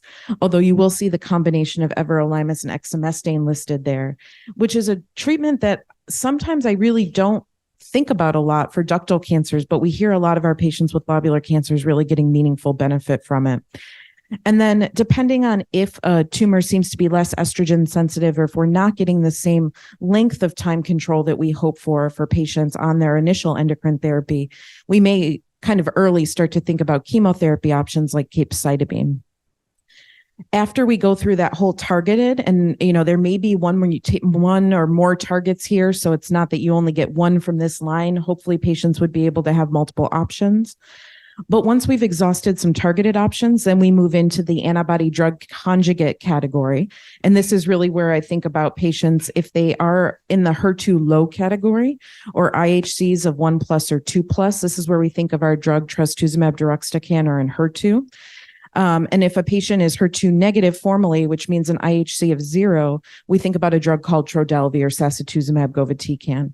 And these are really chemotherapy-based strategies, but kind of smarter, more targeted chemotherapy, which I'm sure you'll hear more about, and we can elaborate if we have time for questions. You can go back and forth between these two antibody drug conjugates. We don't know a whole lot about the optimal sequencing of drugs there quite yet, but we hope to learn more as the years go on. And so again, not necessarily one from this line, maybe both. And then once there's treatment progression or we've exhausted our antibody drug conjugates, this is where we're starting to think of very rare things. And so those can be other targets for treatment like NTRK fusions, those HER2 mutations, the potential for immunotherapy. So that isn't really a home run for many of our patients with lobular cancer as one might hope compared to other disease states. But if patients have high tumor mutational burdens or something called MSI high, really an indicator of getting a lot of that DNA damage you heard about earlier, that may make a patient more sensitive to and eligible for immunotherapy. And then we also have our chemotherapy and clinical trials here in this space. And so this is a slide about future directions as we move into 2024 and beyond. And these current standard of care therapies you see here listed in the blue boxes, and the emerging or new therapies are here in the pink boxes. And then each green line going down is when you're indicating that a new treatment is needed. And so you'll see many familiar names here from what I just included on our slide, but there's the potential for many, many more treatments. And a lot of these are biomarker driven. So they have to do with finding new DNA mutations, finding new protein expression in the cancer cells. And then there's a very key element here of repeating biopsies and repeating genomic testing along the way to look for these different targets for treatment emerging, because they're not all there at the beginning. Some of them might come about as you expose a cancer to a particular treatment. And so I will stop there. Well, in the interest of time, just one last thing in terms of how do we monitor treatment impact? And as you've already heard, this is a challenge. So imaging, really, it comes down to finding the right imaging for your particular patient. And it may be that you try a few different things and one particular imaging strategy seems to be the most helpful. Labs and tumor markers, not all lobular cancers will have expression of the tumor markers, but when they do, it gives you a very nice surrogate in the blood to be able to find out what the cancer is doing in between or in lieu of scans. And then I think our circulating DNA or liquid biopsies, if you heard, have been really crucial, not so much for disease monitoring, but for treatment planning. And with that, we'll let our next presenter come up. Thank you.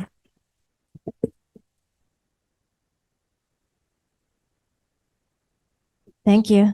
Dr. Cruz, I just have one question. It's our Mythbuster number 1. Do you have a microphone handy? What would you say to patients for that, or doctors for that matter, that say chemo and tamoxifen do not work in metastatic lobular patients? Yeah. So many times what I'll say there, and what you heard from Dr. Jankowitz earlier today, is that it's hard to have that one-size-fits-all approach. And so what I would hate to do is use a piece of data that right now is more of a theory than a concrete fact and deprive a patient of a treatment option. So unless we're in a situation where it's really crucial to get disease control and we worry that there's life-threatening progression or organ dysfunction that we have to get a handle on, or maybe I'll go for something with a more sure chance of response, I'll still give tamoxifen, other chemotherapies a chance, because you just never know. Our biomarkers, our predictors are not good enough right now to say who's going to benefit from what. Thank you so much.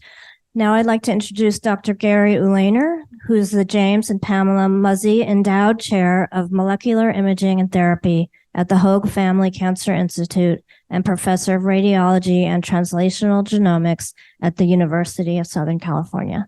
Thank you so much. There we go. Thank you so much, Julia. So I'm already learning so much this morning. Number one, Dr. Cruz, that was the best summary of evaluation of metastatic lobular breast cancer I've ever heard. Thank you so much for that.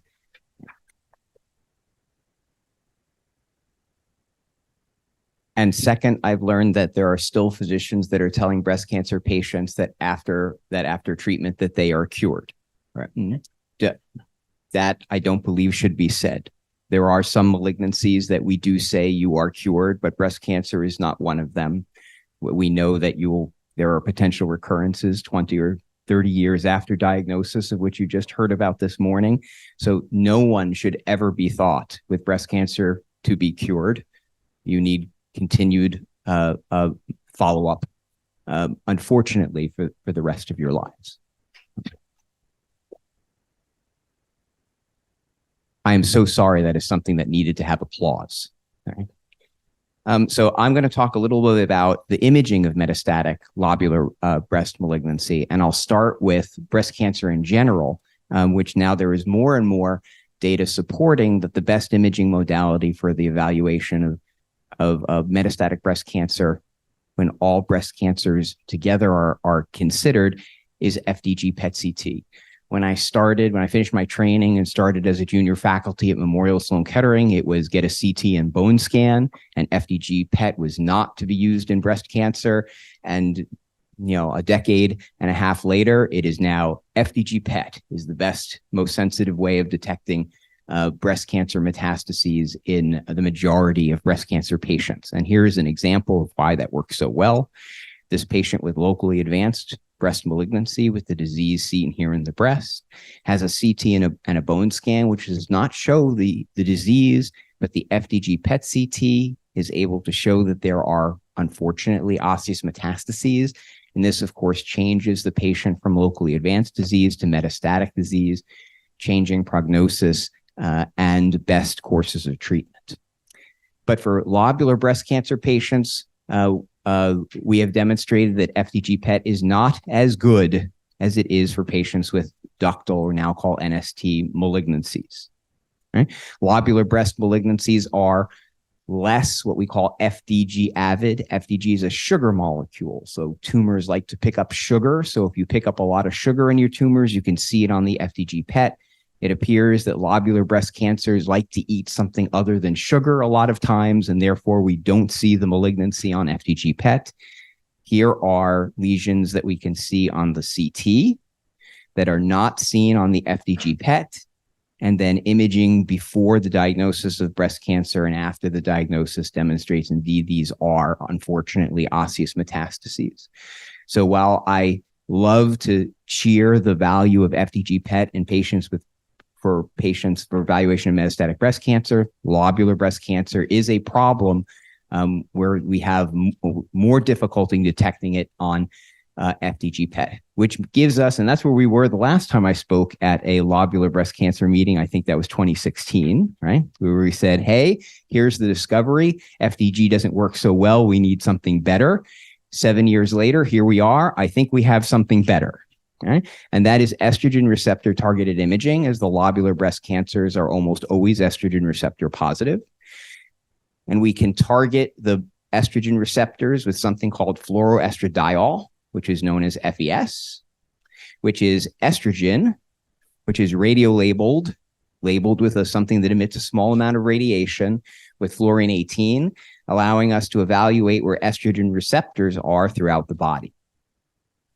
There is the Society of Nuclear Medicine and Molecular Imaging has published an appropriate use criteria for use of this imaging agent in patients with breast malignancy. And I'll discuss some of the others in a lecture on Friday, but I will concentrate now in here saying that there is evidence demonstrating that this imaging technology can be valuable for patients with invasive lobular carcinoma, as well as for patients with lower grade invasive ductal malignancies.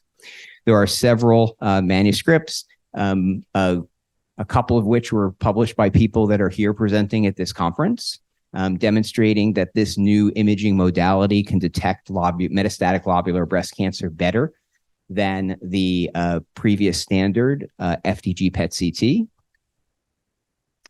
And I'll share more about a prospective clinical trial that we just completed at the Hoag Family Cancer Institute in Southern California, evaluating patients with both ductal and lobular breast cancer, comparing the FBS PET to standard other standard imaging, and where the disease is invisible on FDG PET or CT and bone scan, the FBS PET CT is able in many patients to identify a disease that is important for the management of their care. This is not to say that this is the end all in metastatic invasive lobular breast cancer imaging. There are multiple other imaging agents that are in clinical trials. FAPI is fibroblast associated protein inhibitor, which is a molecule targeting the tumor stroma, which may be valuable. There's another agent called fluciclovine, which is a amino acid tracer, which has been found to be helpful in patients with prostate cancer, and has also been now being found to be valuable in some patients with breast cancers. And then there are these gastrin-releasing peptide receptors that are just beginning to be evaluated for patients with breast cancer. So if we have another meeting in 7 years, I hope we'll have even better agents to help patients with metastatic breast cancer. And with that, I thank you very much for your attention. Thank you. Garrett, why don't you stay up for a second? I'm just going to ask you our second Mythbuster question. We see a lot on social media with people saying, oh, FDG PET scans and or scans in general don't work for ILC. What would you say to those people? So I would not say to people that FDG PET scans don't. My motto has always been every breast cancer should be given at least one opportunity to be FDG avid, right? Whether it's ductal, lobular, or any other type. And if you can find it on the FDG PET, then the FDG PET remains an outstanding imaging modality. It just so happens that probably in around 30 to 40% of lobular breast cancers, the FDG PET doesn't work, and therefore we need to look at other potential imaging modalities. Thank you so much. Next, I'm going to introduce Dr. Adrian Lee. He is a professor of pharmacology, chemical biology, and human genetics at the University of Pittsburgh and UPMC Hillman Cancer Center. He is the Pittsburgh Foundation Chair and Director of the Institute for Precision Medicine. Welcome, everyone, to Pittsburgh. It's great to have you all here. This is on, correct? This is on. Okay, good. So I will be rounding this out, and I'm going to go quick because we're over time. So one of the challenges that you've heard in the treatment that Megan did really well speaking about that is that the metastatic breast cancers are changing over time. And through research, we've really learned this. So basically, you have these cancer cells that are gaining mutations, as Patrick told us right at the start, and they become very diverse in the number of cells and the types of mutations. And as you treat them with drugs, they get around those drugs, they become resistant to those drugs, they pick up a bunch more mutations, and they become very heterogeneous in nature, something that you've heard a lot about. What happens is that these tumors end up not being the same. The tumor that you're first diagnosed with primary breast cancer isn't the same as the tumor that recurs. And we need, through research, to try and understand how they adapt, how they become drug resistant, and then obviously to develop new therapies. And as I said, these different cells here, who are colored different here, are the basis of something called tumor heterogeneity or tumor diversity. And it's these different cells that pick up different mutations, different pathways, become resistant to therapy. And that's why the disease recurs, and then we need to switch therapy. There's a very nice paper, and just recently reported, showing this in 2023, this year, looking at the change of intrinsic subtype or hormone receptor status over time in ILC. So this is ILC as the primary disease, as primary breast cancer is nearly always hormone receptor positive, 93%, very rarely HER2 positive, and rarely triple negative breast cancer. So you see nearly all positive. When it recurs as metastasis, so each one is a patient that has a primary breast cancer coming back as metastasis. You can see now only in metastasis, only 79% of those breast cancers are now hormone receptor positive. They've changed over time. And in a number of patients, these hormone receptor positive primary breast cancers become ER negative, triple negative breast cancer. So the tumor has adapted, it's changed, and that causes problems for the treatment of metastatic disease. This was a very nice paper in that they not only had the primary breast cancer, the first metastasis, but they also had a subsequent recurrence, M2, a second metastasis. And you can see it goes even further. So now the hormone receptor subset becomes even smaller, and you get even more movement to the HER2 positive subtype and then the triple negative subtype. So the tumor is adapting. We've learned this through research, and we need to find ways to look at that tumor over time. We can't keep biopsying individuals, as all of you have had a biopsy in the audits will know, and we need things like other assays to look at how tumors are changing over time. We do need more data on it. This is a complicated table, but I'll just put this up there. This is from a paper from Amy McCart-Reed in 2021, where she looked at mutations in DNA between the primary and the metastatic cancer. This is a summary of many papers. There are some mutations that rarely change over time, CDH1 and PI3 kinase, ones you've heard about this morning, are nearly always the same in the primary and the metastatic breast cancer. But there are some that change dramatically over time. Estrogen receptor mutations, for example, are very rarely found in primary breast cancer, but are quite common in metastatic breast cancer. So those are gained and evolve over time in breast cancer. Similarly, NF1 mutations are very rare in primary, but found in metastasis. But it is true that there are very few studies on this. These all have very small numbers of cases of breast cancer in them. And we need more research to better understand the evolution so we can improve the therapies. One of the challenges, as I said, is that we can't keep biopsying over time. This is incredibly challenging for patients. And one thing that is becoming much more apparent now is the ability to obtain tissue by organ donation or through rapid autopsy. As I said, we know we need to understand these metastatic lesions. We need to sequence them. We need to do research on them. But it's challenging to get them by biopsy. And we have a program here, like others do, where patients with advanced breast cancer can consent to donate their body at death, similar as you would do organ donation for living individuals. You can donate it for research. There was actually recent meeting in Utah, the Metastatic Breast Cancer Research Conference, where 6 major programs presented on their autopsy programs there.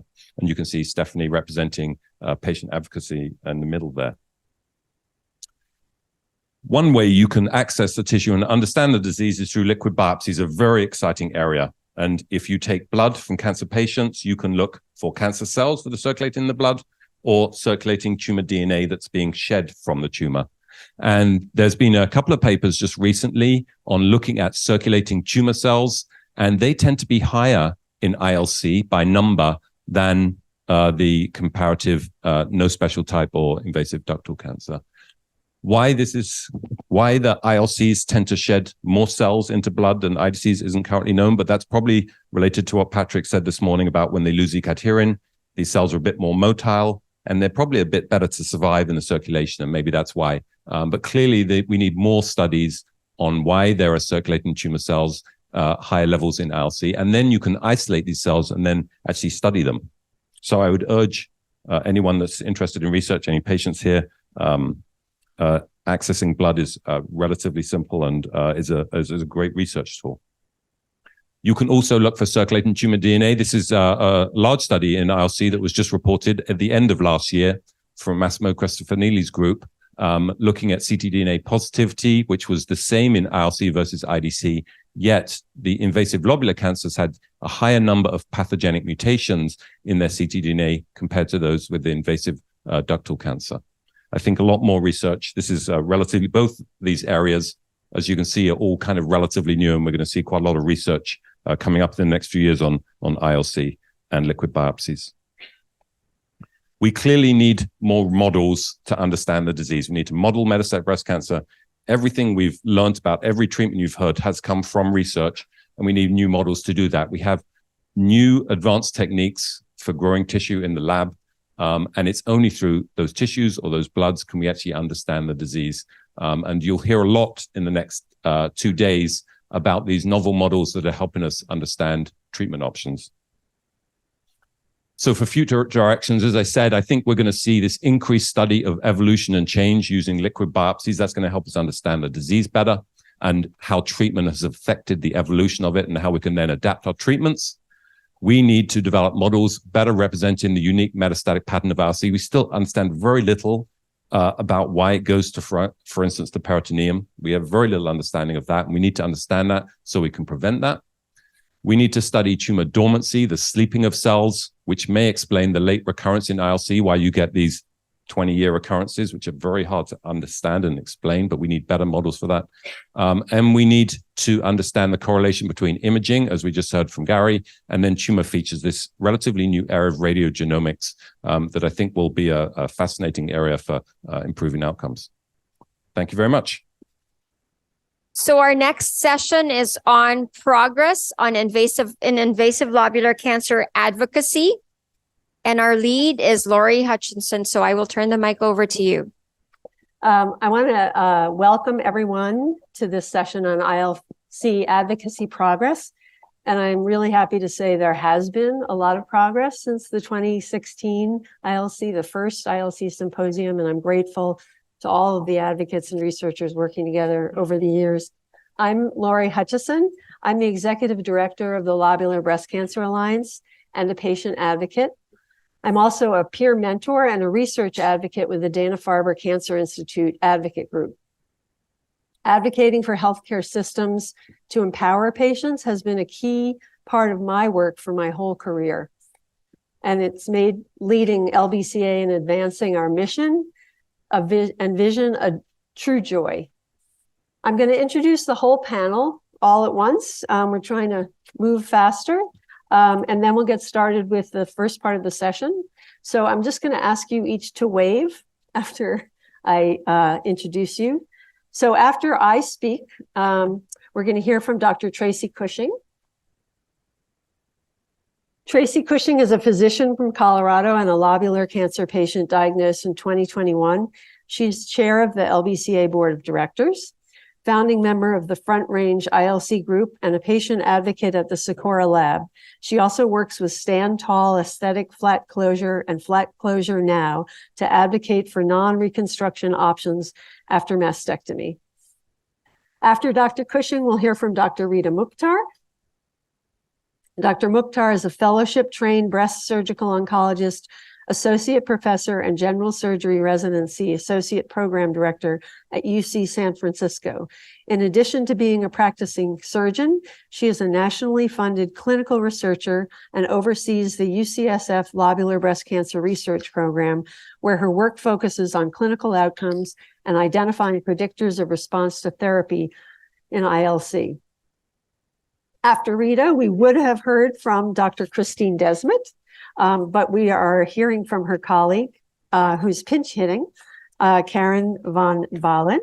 Dr. Karen van Balen graduated with her MD in 2016 in Leuven, Belgium, after which she started her OB/GYN residency and developed interest in breast cancer diagnosis. She started her PhD in 2020 in the Lab of Translational Breast Cancer Research at KU Leuven under Christine Desmet. She's also a recipient of an LBC Young Investigator ILC research grant. After Karen, we'll hear from Tone. Did I pronounce that right? Lean.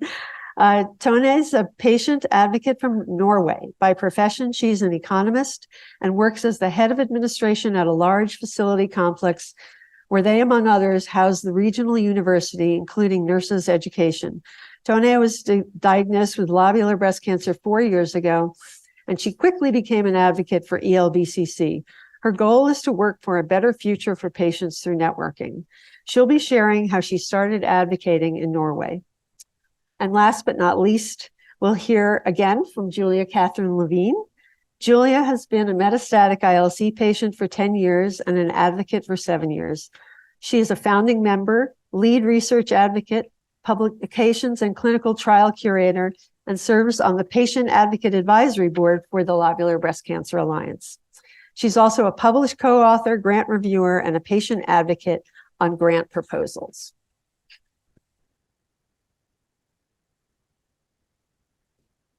Let's see. So before we get into our specific topics, I just want to share our working definition of advocate. Advocate is a patient, former patient, caregiver, or family member or interested volunteer who wants to learn more about lobular breast cancer and use that knowledge to advance research, educate, and or help others impacted by the disease. And I personally believe advocacy is one way to powerfully relieve the helplessness that a cancer diagnosis imposes on us. So in this session, we're aiming to bust a couple of myths. One is that you need science or clinical training or to quit your day job in order to be an effective ILC advocate. Totally not true. And the other is that researchers are unapproachable and don't want to hear from patient advocates. Also totally untrue. And I think this is complete evidence of that. I want to begin with how the Lobular Breast Cancer Alliance, the first ILC advocacy group, began and has grown.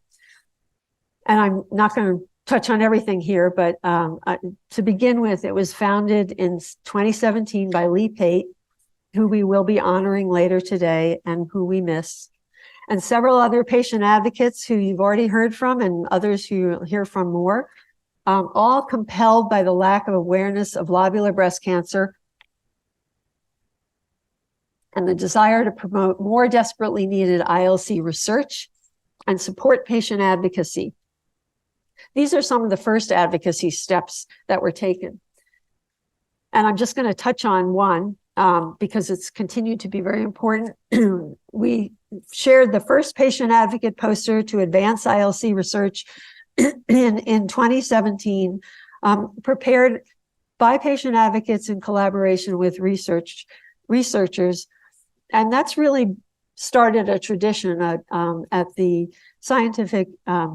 the San Antonio Annual Breast Cancer Symposium. It's a wonderful forum to share the patient advocate voice. And so we try to do that every year. LBCA continues to grow and increase our capacity to get the word out about ILC, support patient advocates worldwide, and promote and fund ILC research. Again, just going to touch on some of our recent advocacy gains, which include in the summer of 2021, we launched our Patient Advocate Advisory Board, and we also began to fund early investigator and fellowship ILC research grants with the administrative support of AACR and ASCO, and we try to continue that every year as well. And in January 2022, we realized one of the strategic plan goals of the Lobular Breast Cancer Alliance, and we launched as an independent charitable nonprofit organization with a board of directors, in addition to our scientific advisory board and our patient advocate advisory board. We also joined the National Breast Cancer Coalition, and we made our first movie featuring a lot of the people here today about lobular breast cancer, why it needs more research, and about the Lobular Breast Cancer Alliance. And then this last spring, we were joined, and I now attended the American Cancer Society National Breast Cancer Roundtable, where I think it's another table where we have a voice, and it's associated with the Biden administration Moonshot Initiative. And I've just received an email back from the Biden administration advisor to the President Council that we may be mentioned considerably in lobular breast cancer research, and more that is needed may be a part of the goals in the first year of the National Cancer Plan.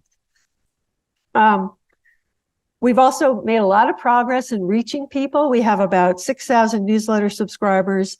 We're at like a 56% open rate, which is kind of unheard of. And I'm so excited about that. And we're on all social media platforms. And I think Colleen is here somewhere tweeting immediately and constantly today. Helping others to be better advocates for themselves in their own care and to effectively spread the word about ILC and the need for more research and to support ILC researchers is core to our mission. And again, I'm not going to talk through all of these, but these are some of the ways that we support patient advocates. A lot of them are through the website, which is very comprehensive. We have an ILC advocacy toolkit. This is the URL, and there's a lot of information about the different kinds of advocacy, how to connect with others, information about formal research advocacy training programs. We've also begun to develop an ILC research advocacy registry. And through this, we're providing the opportunity for advocates to help ILC researchers find patient advocates to work with in developing their ILC research applications. And we've been able to fund travel scholarships to help patient advocates attend important breast cancer conferences and patient advocacy training like this one. We were able to support also 3 advocates to be able to attend the penultimate basic breast cancer science and advocacy training program, Project LEAD, this year, and we hope to continue that and increase that.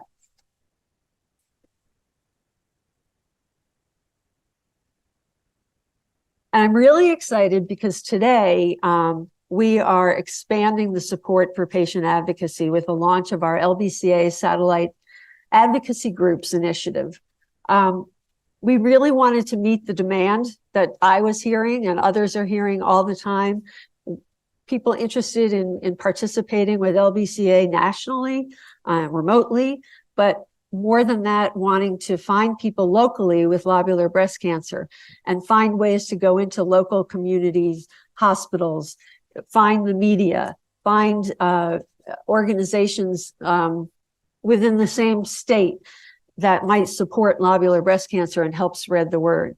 So we decided we would support that and we would formally develop a charter, which has just been approved by our board. We found a coordinator to work with us. And we are now just looking for people who may be interested in being a lead or participating in, starting in the US, although we hope to expand probably next year into others. And we will start small, get it right, evolve, be very creative. It'll be very grassrootsy. People can pretty much do what they want, short of lobbying. And we're really excited. And the URL, the QR code up there will get you to a place where you can sign up to hear more or to indicate that you want to try to start one of these. And or you can email me.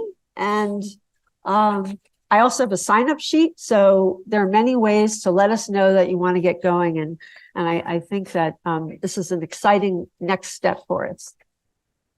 Thank you. I'm now going to turn it over to Tracy.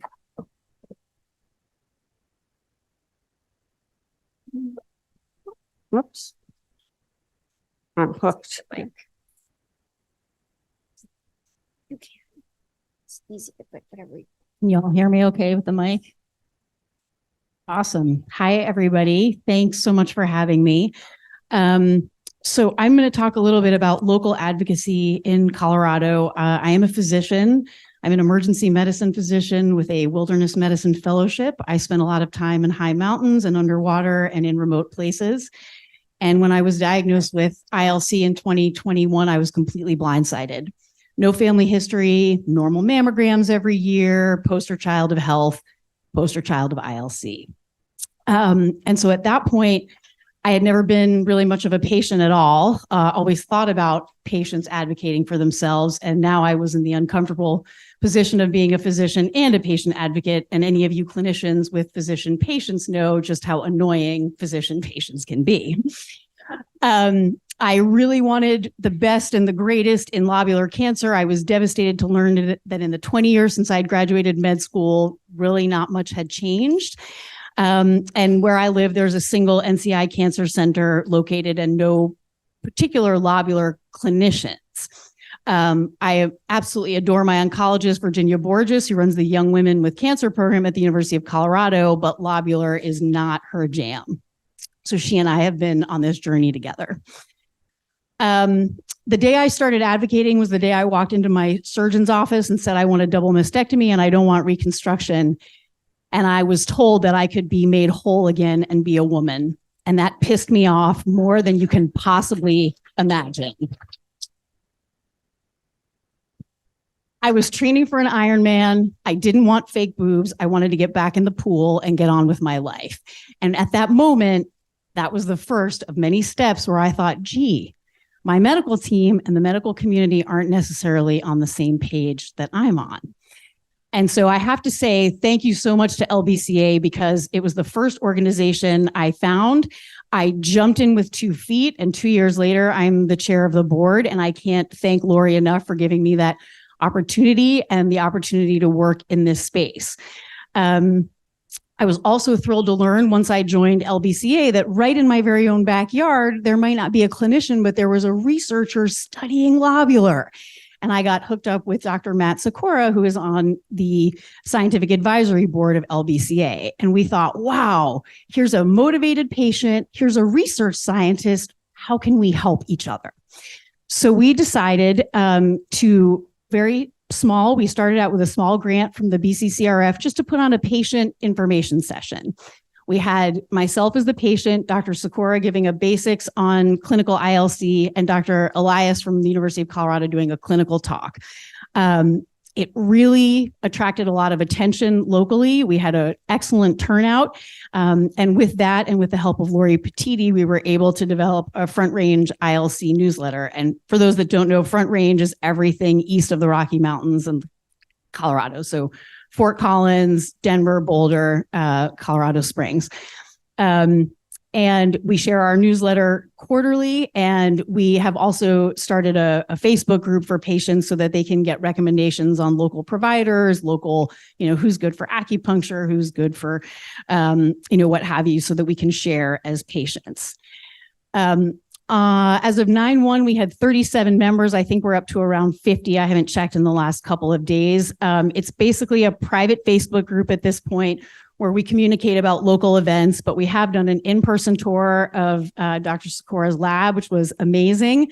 We were able to show lobular patients with no science background what an estrogen receptor cell looks like under a microscope. How do we go from mice models and lab models to actual clinical research, and really help patients understand that trajectory and how you don't go overnight from, a cell line experiment to a drug the next day, and really what that involves. So it's been a pretty unique local advocacy model, but it's really born some wonderful relationships. And as we're expanding potentially into, LBCA satellite advocacy group or other things, but it's just a really neat example of how local patients and local researchers with no clinician in the middle can also form a relationship and do more to help patients learn. And now Dr. Sikora has an endless number of patient advocates to sit on grants for him if he wants, and a whole other network that he can tap into. So I really appreciate your time, and thanks for putting up with all of your physician patient advocates.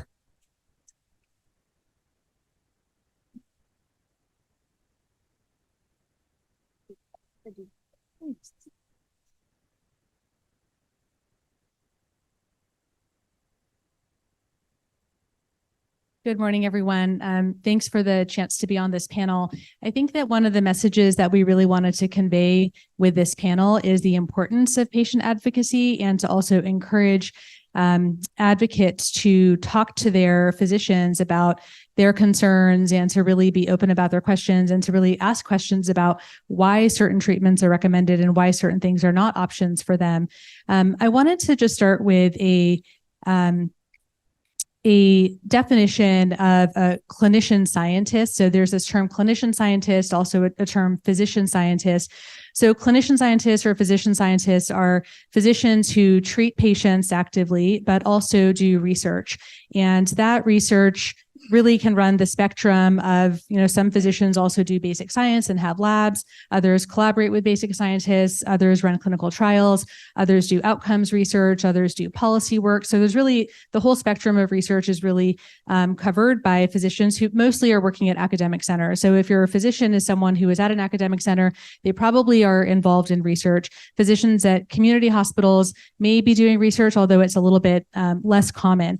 And what I have found as a surgeon who does clinical research is that it's really the challenges that my patients face that spark ideas for questions that we want to try to answer. And of course, some of these questions you're not going to be able to answer with a clinical trial, which would be sort of the highest level of evidence for trying to change practice. But some things really impact a patient's experience, and people have to make choices and decisions in the absence of prospective randomized data. So when these questions come up, we can do our best to try and gather those data and get as much evidence as we can. So I wanted to give a couple examples of how questions from my patients have really led to different research projects that have helped us maybe give some guidance in decision making. So as a surgeon, the majority of my patients have stage 1, 2, or 3 breast cancer. It's rare that I have patients with metastatic disease, but I've had interactions with advocates like Julia, for example, who have opened my eyes to some of the issues that patients with metastatic disease face as well. So I wanted to first talk about some of the early stage questions that have come up and how we've tried to answer those questions, and then talk about some work in the metastatic setting. So for early stage patients, some of the common questions that I would get from patients with lobular breast cancer would include things like, can I safely have a lumpectomy? We know that there are these issues with not being able to completely trust the imaging tools that we have, and surgeons rely upon interpretation of imaging to guide the procedures that they're doing. For patients who have a lumpectomy and end up having a positive margin, oftentimes, those patients will be told that they have to have a mastectomy. And if they want to have a mastectomy, of course, that's fine, but not everybody wants to. And at our tumor board, we would sometimes have people say, well, the margins are positive. They're not going to get clear margins if you try to just re-excise a little bit more tissue. They have to have a mastectomy. And that actually was a question from one of my patients. Is that really true? And so that was something that we looked at. And, there's really not much data about nipple-sparing mastectomy. So we know about the diffuse growth pattern of these lobular cancer cells. So is it safe to leave behind all of the skin, including the skin of the nipple and areolar complex? And in the metastatic setting, something that I really learned from Julia was this issue of not being able to measure the disease, which actually has parallels to not being able to measure it in the early stage setting as well. It's all tied to this sort of difficulty with interpreting imaging studies and the impact on the inability to measure disease on clinical trial enrollment. So I think that listening to advocates really helps identify important questions and can really change the direction of research that an investigator is going to take. So on this slide, I just wanted to show some of the projects that we did in the early stage setting to try and answer some of those questions about surgical management of lobular breast cancer. And I'll be going into more detail on Saturday when we have our session focused on the surgical management. But one project was looking at how can we safely perform lumpectomies. And we showed that if a person with lobular breast cancer who had a lumpectomy also had shave margins taken and had oncoplastic surgery, that there were significantly lower positive margin rates and higher success rates. And then we looked at those patients who had positive margins, and we looked to see if they go back for a re-excision, is it going to be successful? And it was successful 74% of the time. So that's really important information for a patient to be able to make an informed decision about whether they want to undergo a triad re-excision or proceed with a mastectomy in the setting of positive margins. And then finally, we looked at our patients with lobular breast cancer who had simple mastectomy, skin sparing, and nipple sparing mastectomy. And we found that there was no difference in recurrence rates between those different surgical procedures. So providing some reassurance that for people who want nipple sparing mastectomy, that it's safe to do so in most cases. And then finally, on the metastatic disease assessment side. So I mentioned this issue of unmeasurable disease potentially being a barrier to enroll in clinical trials, since so many metastatic trials rely upon measurable disease criteria for enrollment, which in many ways makes sense because you need to have an endpoint to show that the treatment is working. And the endpoint is often a decrease in the size of a particular lesion. But I was interested in seeing, is it true for a lot of patients with lobular breast cancer that they're being excluded from clinical trials? So we looked at our institutional data at UCSF, and this is something that I actually shared at the last conference in the Netherlands, the ILC symposium in the Netherlands last year. But in the panel on the left, we looked at what proportion of our patients with stage 1 through 3 ILC or what proportion of our patients with stage 1 through 3 breast cancer have ILC, and what proportion of our patients in clinical trials have stage 1 through 3 ILC. And we found that the number of patients that we're treating and the number of patients in trials are about the same. So 15% and 14% had lobular breast cancer. But in the stage 4 setting, we found that 17.9% of the metastatic patients had lobular cancer, but in the clinical trials, only 9.2% had lobular breast cancer. So suggesting that patients with stage 4 ILC may in fact be excluded from clinical trials. So this has led to this idea to try and come up with alternative ways of assessing disease response in the metastatic setting. And Julia and I and a few other people here, Rachel Jankowitz and Jason Moabi, we are actually starting a prospective registry called the Plum Registry, where we're going to be observing what happens with imaging studies and trying to correlate those imaging studies with circulating tumor DNA. And hopefully by collecting those data, we'll be able to better understand if ctDNA can be a viable tool specifically for lobular breast cancer for stage 4 patients that can be an adjunct or maybe a replacement for the imaging studies that we currently have. So I wanted to just reiterate that we want to encourage patient advocates to share their concerns and ask lots of questions because it really can spark ideas for research projects. Thank you.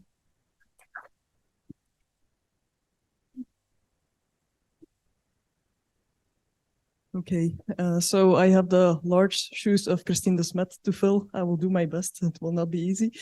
But luckily, it's a topic that's close to my heart, namely the collaboration with patient advocates. So we wanted to give some examples of how the scientist-patient advocate relationship can be effective. The first example is the leaflet that we've developed together with the patient advocates and with clinicians and researchers of the European Lobular Breast Cancer Consortium. It took a while before we had everyone aligned, so the clinicians, the researchers, the patient advocates, on which information that should be in the leaflet, but we've come to a nice result that's now available in 21 languages on the website of ELBCC. And this is also thanks to the patient advocates. They were really contacting a lot of researchers, clinicians, to make sure that the leaflet was translated in that many languages. And of course, this is just one example. I know from LBCA that they have similar examples, so they work also closely together, the patient advocates and the scientists, to bring this information to the patients and their families to inform them about lobular breast cancer. Our second example is actually a systematic review that we've submitted yesterday. This was actually a discussion that started at San Antonio last year with patient advocates, with some researchers present as well, that there was indeed an underreporting of lobular breast cancer in many clinical trials. And it was actually that discussion with the patient advocates that sparked the idea to go into the literature to see how big that gap of knowledge really was. We've developed this manuscript also together with the patient advocates from both LBCA and ELBCC. And of course, we hope that this can be a tool for also the patient advocates and the researchers to go to other research groups, to pharmacological industries to help improve ILC research. For the results of this systematic review, I refer to the poster of Josephine van Kouwenbergen and myself that will be presented tomorrow in the session. It's poster number 4. The last example that we have is about the need to better understand metastatic ILC. So as Adrian Lee already mentioned, there are a lot of programs from rapid autopsy programs that also rely closely on the participation of patients, but also on patient advocates that are advising us how to approach patients. So in Leuven, we have a similar project called UpTiter. And here also we worked closely together with patients and patient advocates to see how we can bring this information to them, how we can make sure that they know that this project is available, and how to see how to address such a difficult topic, such a delicate topic to all those patients. But again, results are for the poster session. So this is the poster of my colleague Gitte Zels, poster number 1, that will be presented this afternoon.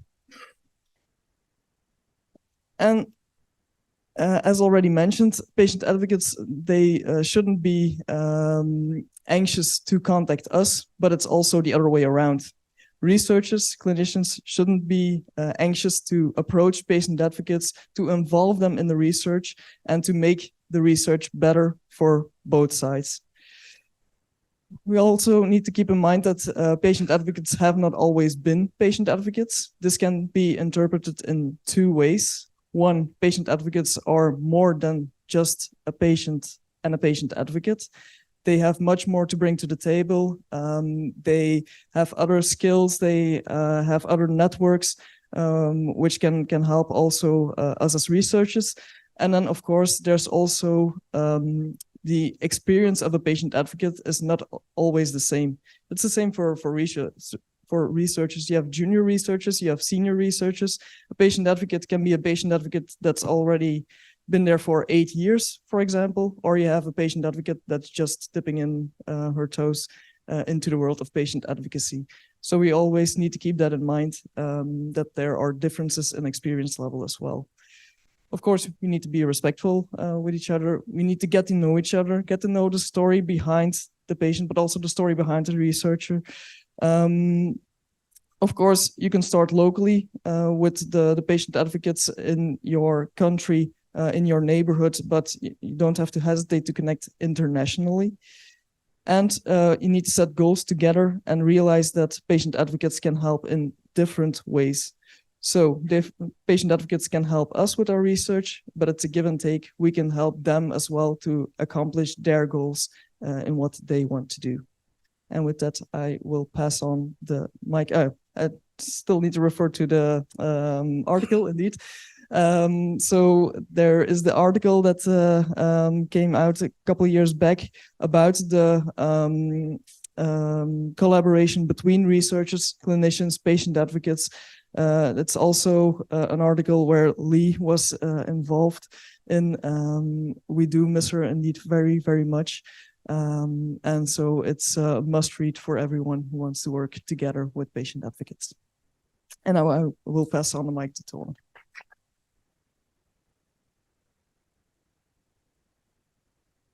Thank you. My name is Tone Lien. I come from Norway.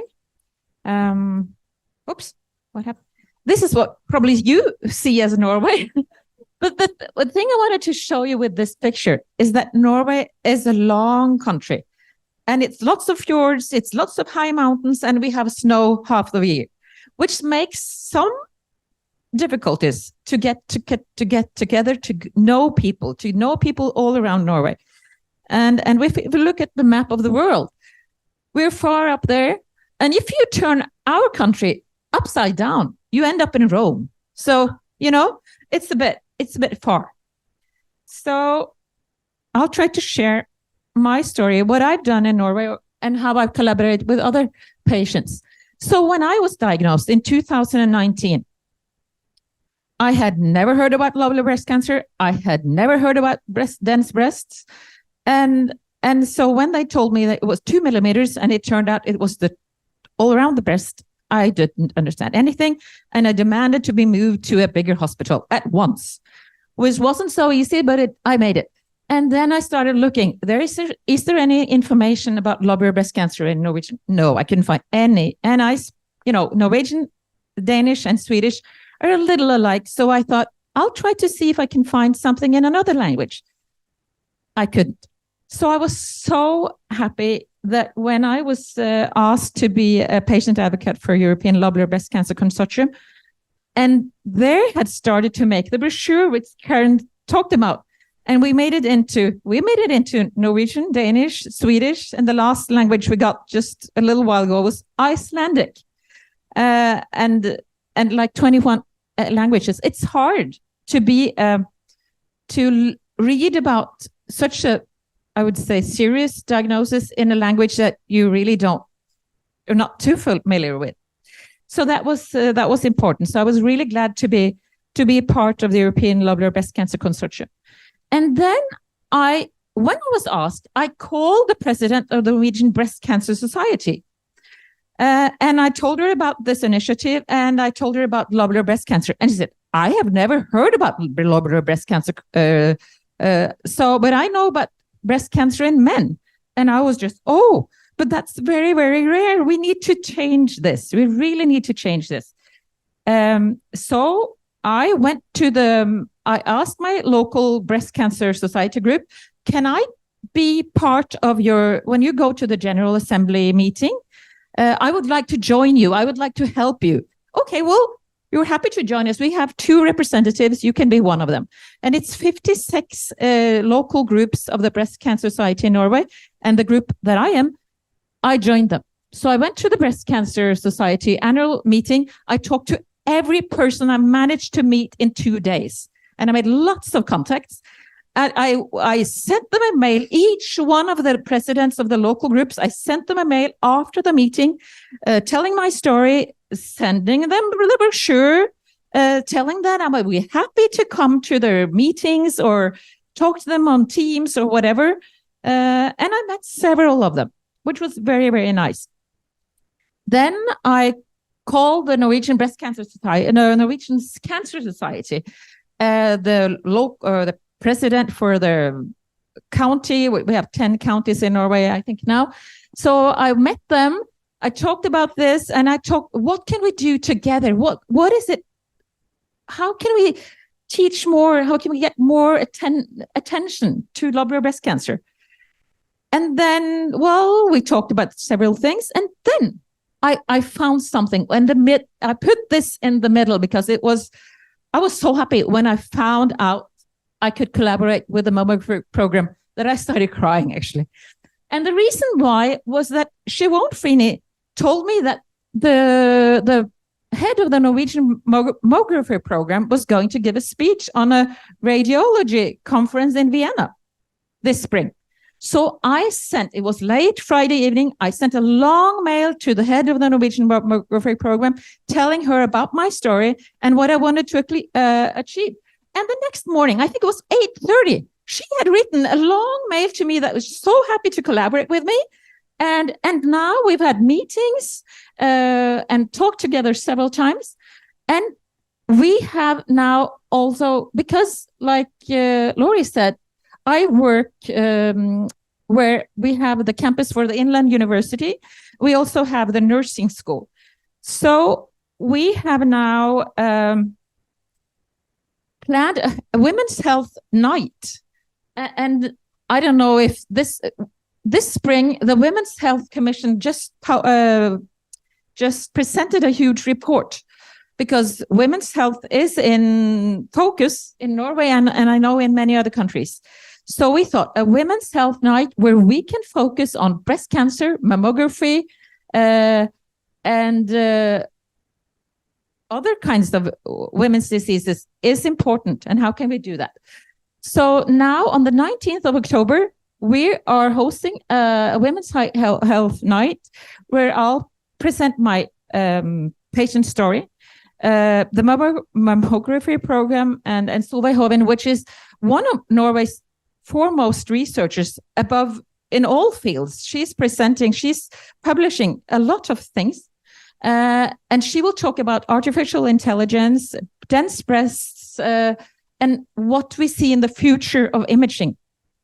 And so the Inland University has invited all their bachelor students in nursing, their cancer nurses. We have invited all the GP doctors in the area in our county, and of course the breast cancer patients. And so we also, this logo in the middle, down there, it's the Norwegian Nursing Association. So they're with us. And then also we're looking into research. How can the Inland University wants to connect also with patients and do research on us or with us. So that's, I think we've accomplished a little bit in a little while. And so these are just some examples. Yeah. So I hope they can be inspiration for the others. And it's just to find the people that, want to collaborate with you. Solveig in the mammography program made such a huge difference. And we got the Inland University, and now we can see real progress. So next year, we will have a whole Women's Health Day. Then Lobular will be in the front as there as well. Thank you. Hello again. So I'm going to be talking about advocacy for metastatic lobular breast cancer. When I was first diagnosed, I heard the word ILC. I saw it on my pathology report, but nobody said it was any different. And for 3 years, I didn't think about it, except I didn't clear the margins 3 times. I came here in 2016, and after the first international conference here, our beloved founder, Lee Pate, who we've heard about this morning and you'll hear a lot about tomorrow, Dr. Oosterreich, Lori Petiti, and about 6 other advocates, including myself, created the Lobular Breast Cancer Alliance.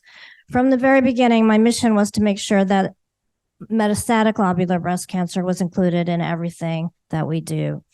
So, among other things that I do for the Lobular Breast Cancer Alliance is I'm the metastatic representative to the Metastatic Breast Cancer Alliance. I research and write educational materials for metastatic ILC patients. One of the things I'm very proud of is writing the Hero Year campaign on metastatic lobular breast cancer with the MBC Alliance, because it's on our website and it's a very comprehensive, in lay language, explanation of metastatic lobular breast cancer in one place. It exists on the LBCA website now. I wrote the metastatic facts and questions for your doctor parts on their website. We've just created a new metastatic group within LBCA to work on projects and priorities, which I'm really excited about, getting more metastatic lobular patients and advocates involved. And we just updated, I'll skip that part. And we just updated our publications library. We have between 40 and 45 metastatic articles out of about 300 scientific advisory board reviewed metastatic articles in the library.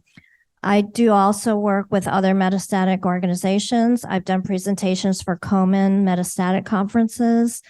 I'm a GRASP mentor. I'll talk about GRASP a little bit later. I've been an advisor for the metastatictrials.org on lobular breast cancer. And I was an early advocate for MBC Project. That was Lee's project. And Dr. Oosterreich and I went there. We toured the lab and we helped convince them to include lobular in their data set. And I've been involved in the Metaviver Stampede, which is public policy advocacy. And I do peer-to-peer support, helping newly patient diagnosed just as an unneeded word-of-mouth basis. So a lot of what I love to do is research advocacy, and I've been an advocate co-author primarily with Dr. Mukhtar and her team on 2 publications and several posters that she mentioned revolving around the issues of the decreased enrollment of ILC patients in clinical trials due to measurable disease criteria, which really affects us, as patients. If we don't get into trials, we don't know what drugs work. We're just not represented as much. So that needs to change. The other one, as Dr. Von Balen mentioned, came out of a dinner conversation in San Antonio last year. And to my surprise and excitement, they submitted a poster to ESMO and looking at retrospective studies and noticed that ILC is very understudied in clinical trials. And she mentioned the submitted abstract that myself and several other advocates here are co-authors on. So thank you. I've also been a grant reviewer for Mediviver and LBCA. I'm not gonna say it's SMMI, Society for Medical Molecular Imaging grant review. And what I'm most excited about, which Dr. Mukhtar mentioned, for the past year, I've been working with Dr. Mukhtar, Dr. Moabi, Dr. Jankowitz, and some other oncologists on the establishment of a brand new lobular registry study called PLUM. It's currently going to open at UCSF with a small number of patients, and we really, really hope it will extend to other institutions. There's many opportunities for advocates to become involved in metastatic lobular advocacy. You can educate others about metastatic lobular breast cancer just by reading and reliable research, attend conferences like this, become an advocate in ILC organizations here and in Europe and anywhere. Be great to have some in Asia. Become a research advocate, do grant review, proposals, posters, and publications. They really want the patient voice heard, and it's really important to have the patient voice heard in both. And becoming involved with local groups like the Front Range ILC or the newly formed LBC advocate groups, or you can become a peer mentor or support group leader for different organizations, or get involved in public policy, whatever your heart's desire. And there's plenty of training opportunities available. I wanted to talk a little bit about some other metastatic advocate-led organizations and initiative. I'm just going to talk about 3, but the slides hopefully will be available, and maybe we can leave this up until the next presentation. GRASP is here. Christine Hodgson is here. She runs GRASP, and with Julia Maus, they're going to have a roundtable on Saturday. It's guiding researchers and advocates to scientific partnerships. They do poster walkthroughs and virtual sessions at conferences like this, and they promote bidirectional learning between patients and researchers. The other one is the Become Project. Stephanie Walker is here. Stephanie created this project looking at the Black experience of clinical trials and opportunities for meaningful engagement, and it aims to better represent Black people in cancer research by increasing access to clinical trials. And the third one I want to mention is PCDI, the Patient-Centered Dosing Initiative, started by a good friend, Anne Lozier, who is advocating for a better quality of life for people living with metastatic breast cancer through finding the right dose. And from what I understand, it's been picked up by the FDA and has issued guidance for pharmaceutical companies to move away from the maximum tolerated dose in phase 1 clinical trials in favor of identifying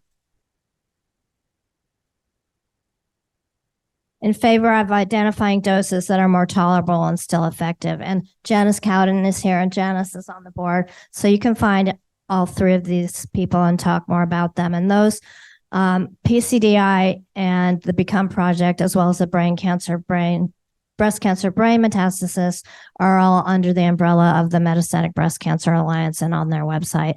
So my question to you is it time for a metastatic lobular breast cancer initiative? Think about that. Thank you.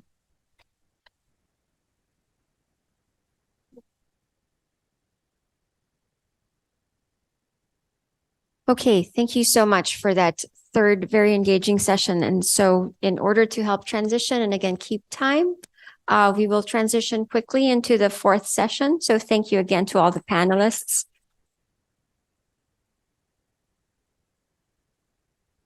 our last, not the least session that we will have for the workshops this morning is on communications and social media, communication tips, telling your story, and more. And the lead advocate for this is Diane Mapes. Welcome, everybody. Can you hear me okay? Yeah, good, good. This is going to be a fast panel because we have a lot to say and we have a lot to eat in about a half an hour for lunch. So we're going to get through it. I'm Diane Mapes.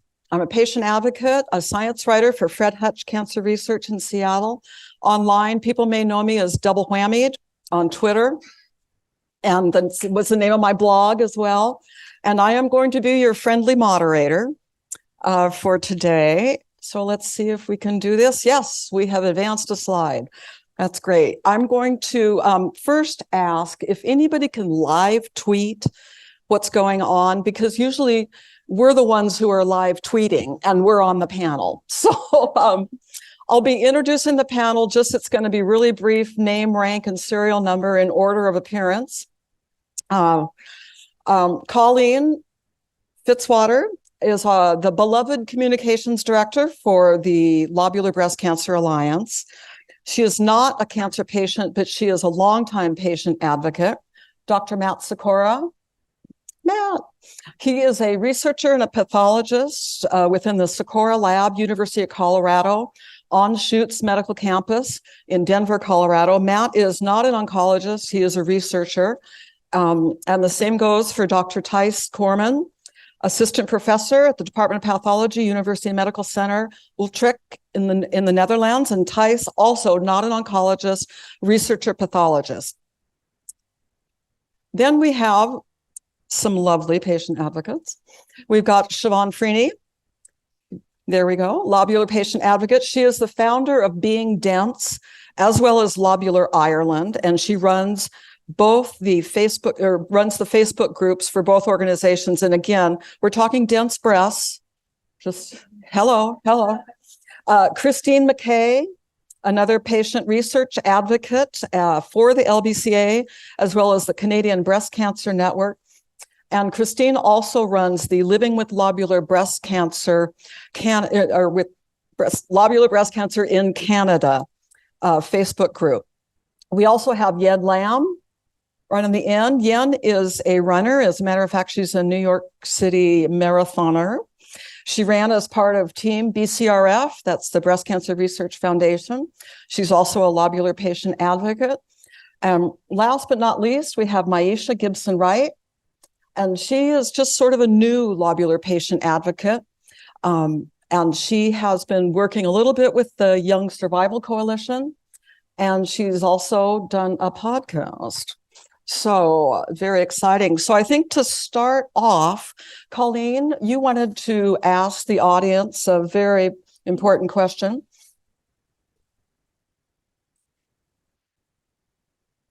Can everyone hear me? Better. There we go. My important question is, please raise your hand. Who is on social media? Any type, any platform? Wow, that's just about everybody in here. Congratulations. Great. I'm not sure about that. We're going to do some quick fire. What sites are you on? Raise your hand. Instagram, Reddit, Twitter X. I don't know what to call it anymore. Threads. You think you might be on Threads, you're not sure. Yeah. YouTube. Bumble. Yeah. We got a couple. I'm like, I don't know about that one. Pinterest. And who might still be on MySpace? Okay. Well, we've accomplished something. We've got people off MySpace. That's great. LinkedIn. That's right. LinkedIn. One of my favorites. Yeah. We are already there. Yeah. You missed that. Yeah. So a pretty active panel. So we're going to be talking a lot about social media and communicating and sharing your story. And we're going to start off by busting a myth. You guys have all heard this. Those of you who've been diagnosed. For God's sake, stay off the internet. You'll only scare yourself. Can you see? Yes, you can see that.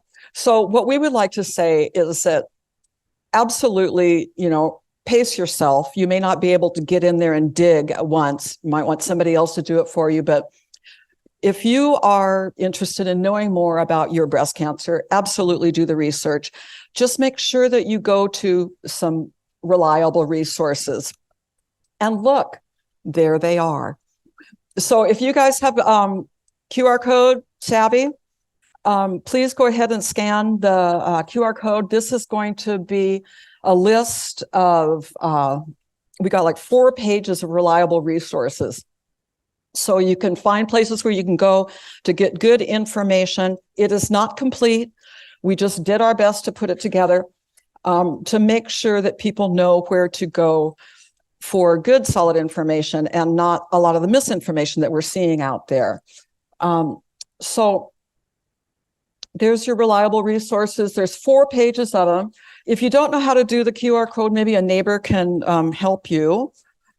And then now we're going to talk about the different ways that we use social media, because it's not always the same. I mean, we all go online, but you want to make sure that you get accurate information, and you want to make sure you know who you can trust. And so we're going to delve into a lot of this. Now, the researchers may use social media in a different way than patients. So Matt, Sakura, can you talk a little bit how you started using it, why you use it, who you follow, and why? Thanks. So I will first start by saying this is one session we want to see everybody on your phones. This is the only session. As a scientist, social media, we're kind of trying to thread a needle between primarily communicating with our peers about the science we're doing, networking, learning about the latest research, but we're also trying to communicate to the community and the shareholders, the constituents that we serve in our labs. I got on Twitter, X, whatever it is today, because clearly it's the critical mass for both those communities. I will say a lot of science Twitter is slowly moving over to Blue Sky as one other, just to make the picture more complicated. But again, we focus a lot on talking about our latest research. Talks and such are one great way that we use at conferences, but realistically, Twitter, X is where those things happen in real time and where we can have active conversations with each other, with the community.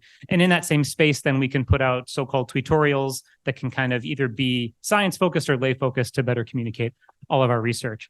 I will say, kind of in the context of sources, a lot of PhDs, labs are run on Twitter. All of us are still talking about our posted research on places like bioRxiv and PubMed. There are a handful of scientists that are posting on like Medium and Substack, and those aren't the ones that you want to be following. We're talking about peer-reviewed research. So that's the context that we're using it. But again, try to kind of thread that needle between peers and advocate communication. That's great. Wow, that went fast. Thank you, Matt.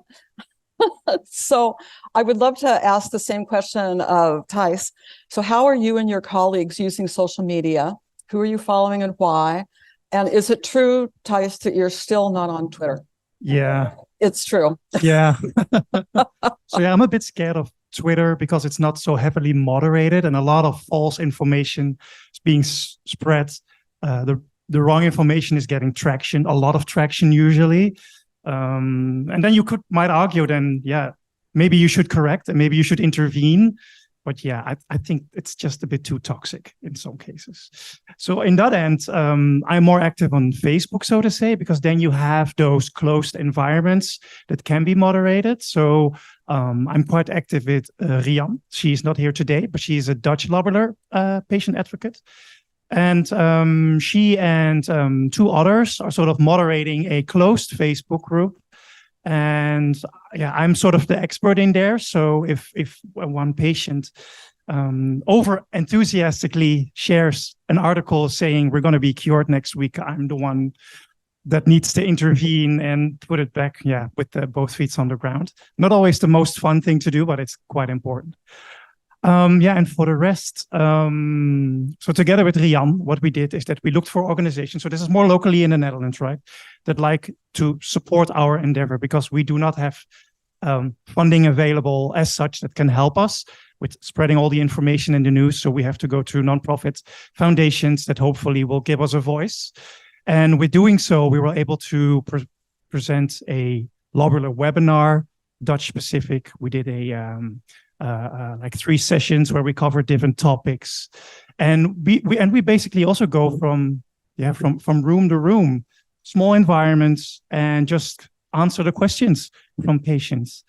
And I'm always surprised how I should not say ignorant, but how some oncologists are spreading the wrong information, and that as a researcher and not being an oncologist, have to give the right information, especially, so even in the Netherlands, we have rural areas, and there sometimes I'm just shocked what I'm hearing. So I think there's still a lot of field work to do for researchers as Matt and me to provide the best information.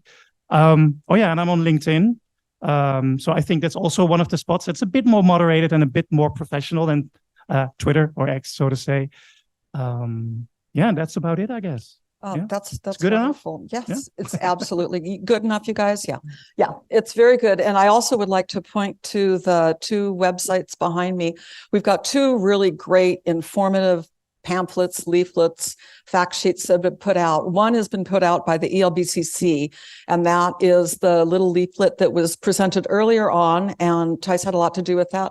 The other is the LBCA Lobular BC fact sheet, and these are available in so many languages, which I think is so important. And with regard to connecting with researchers and clinicians and with lobular advocates, again, QR code, fact sheet, info sheet, and you can download, and there are a few pages of Twitter/X handles as well as LinkedIn, and in some cases lab websites for folks, or emails if you want to reach out. So feel free to grab that. And we're gonna go into a little bit, I don't know if everybody's done scanning.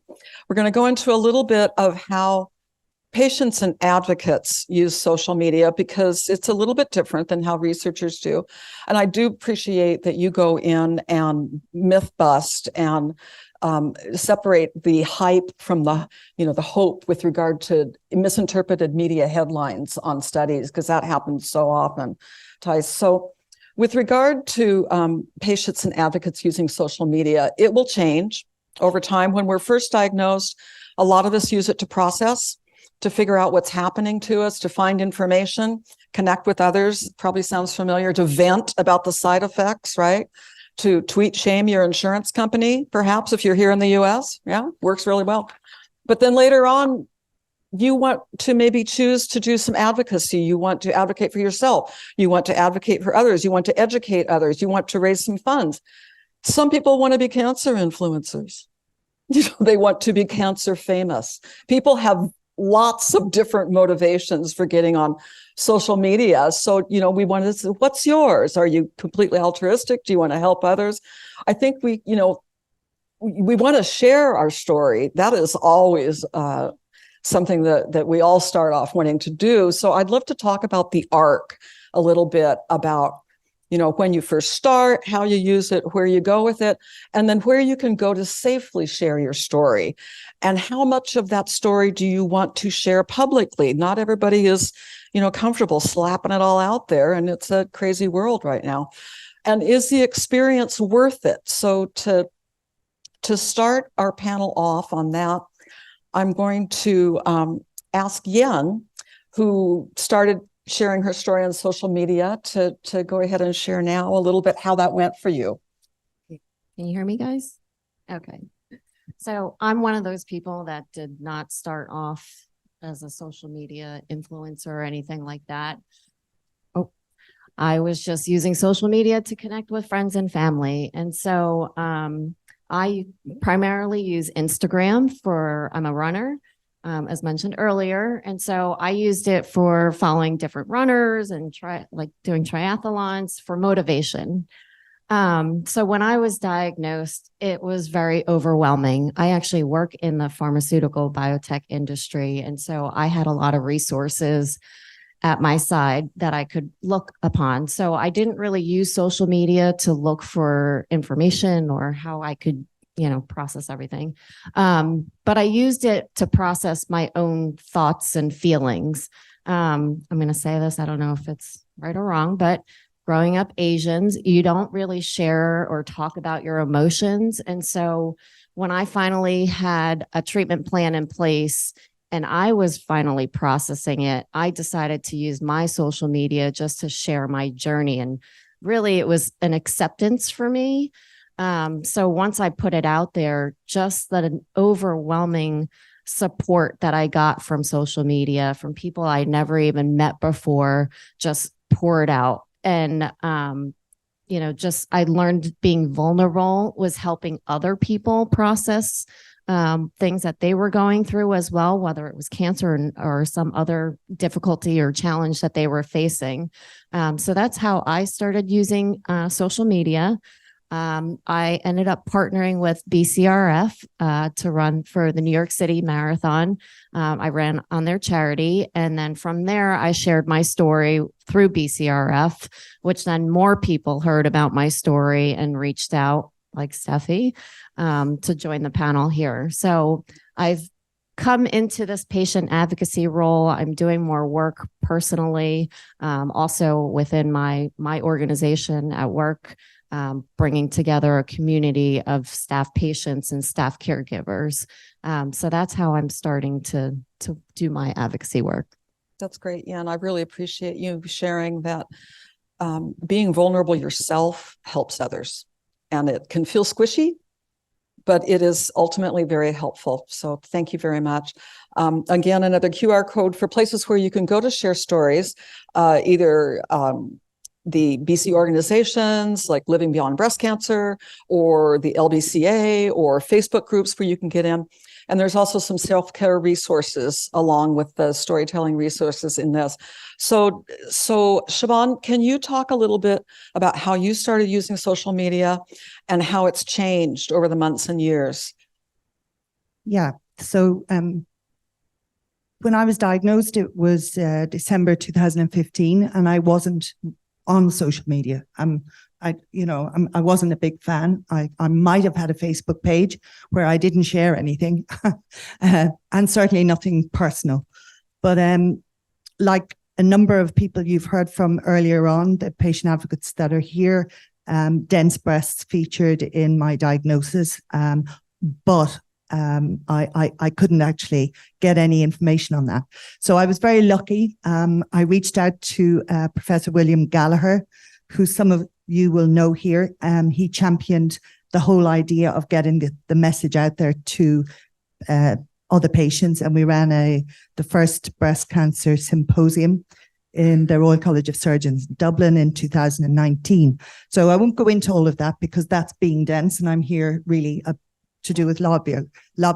But I mean, that happened primarily, I suppose, to spread the word on social media. And so I started a Twitter account. I'm now on LinkedIn. I'm hopeless on Instagram, but I'm there. Run a couple, maybe 3 Facebook pages. And I take what Thai says because, you do a unique job yourself and Rianne within the Netherlands, and I can't understand but I know that you're there and you're doing your webinars and so on and so forth. But I think that as patient advocates, we can be a conduit between researchers like yourself and the patient community. And that's what I hope that I'm achieving by doing what I'm doing. So I'll cut short. I really struggled, like everyone here, with a diagnosis 6 months after a clear mammogram. And it's human nature to reach out and try and find where you belong. And where did I belong? And I didn't belong anywhere until I found the Lobular Breast Cancer Alliance and Lee and Laurie, who were amazing patient advocates who reached out and encouraged somebody thousands of miles away to speak out and not to be too disappointed if things weren't happening overnight. And I would just say that finally, patients aren't any longer passive recipients of their healthcare. And we're not very passive about sitting back, taking your medicine and being good and go away. We want to know the origins of our disease. We want to know about our subtype, and we bring a perspective that no one else can bring into this. So here's to social media and getting it out there whichever way we can. And I hope you get on Twitter soon, Todd.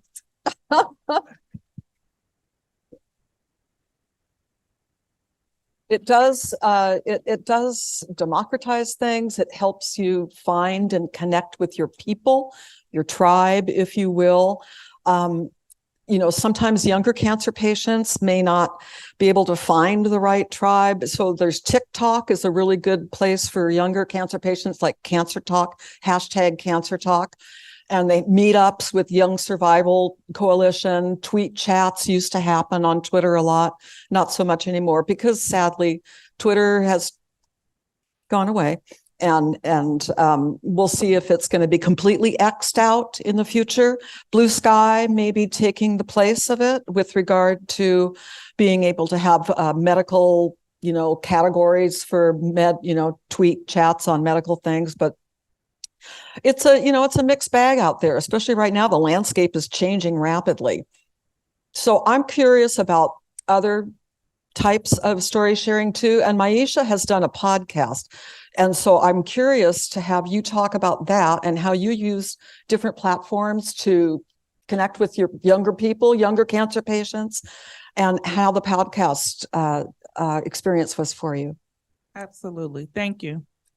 Before I answer that question, if you are an ILC patient, survivor, or thriver, please stand for just a moment. Nice. That's awesome.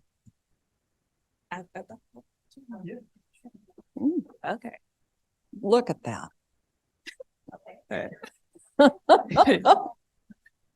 Lost it. If you were initially misdiagnosed, please continue to stand. Oh. Wow. Okay, this is just a prelude to a conversation I will have tomorrow, but just remember the amount of individuals that are continuing to stand. Thank you. That is very powerful. Thank you. Okay, to answer your question, so I did a podcast a few months ago. I am a 10-year survivor. I was misdiagnosed, so technically a 12-year survivor.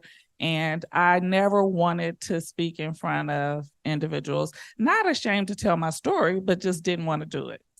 So my brother's girlfriend, she has a podcast and she asked me to do it. I said, this is my 10th year anniversary. Why not? Most people say, why me? I never thought that.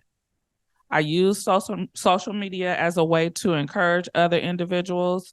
I am in leadership. I'm in senior leadership, and I have led thousands of individuals. And this is why I thought I was the chosen person. I was able to assist people, answer questions. When I think about social media, when I first joined some of those groups, it became overwhelming. Yeah. This was a place where people were grieving, right? Losing their breasts. It's a financial task on your friends, your family. I actually was diagnosed 3 weeks after my husband. He passed away from pancreatic cancer. And at the time, we were 36 and 38 years old. So when I think about other individuals, I would go to these social media platforms, and people were in positions where, you know, family members forgot their anniversaries. They were not sympathetic to how that individual was dealing with cancer after they completed treatment, right? There's a misconception. Once you complete treatment, you're okay. And we all know that that's not the case. So I had to step away for a while because everything was really negative. And my mother, she said, okay, this is overwhelming you. So I took a step back. But then once I joined social media, I always stayed on social media, but with the private groups, I went there to inspire, to encourage people to keep living, right? And the time that I've had breast cancer, I have not missed a step. I do everything, right? I travel, I purchase homes, I go dancing, I do everything that I want to do. I say no. I do not have a problem saying no, right? But on this podcast, it just gave me an opportunity to share my story, to talk about being misdiagnosed. When you think about work, does people treat you different because you were diagnosed with breast cancer? Mm-hmm. And in my case, I would say no. I have high standards. And when I think about other individuals, when you can go to work on the day that you have a double mastectomy. Holy cow. Right. Did you really? I did. Wow. But it was more for me. My whole team was there. They all had on pink. It was really encouraging, but it's just to let people know to keep going. You have to keep living. Okay, this would be the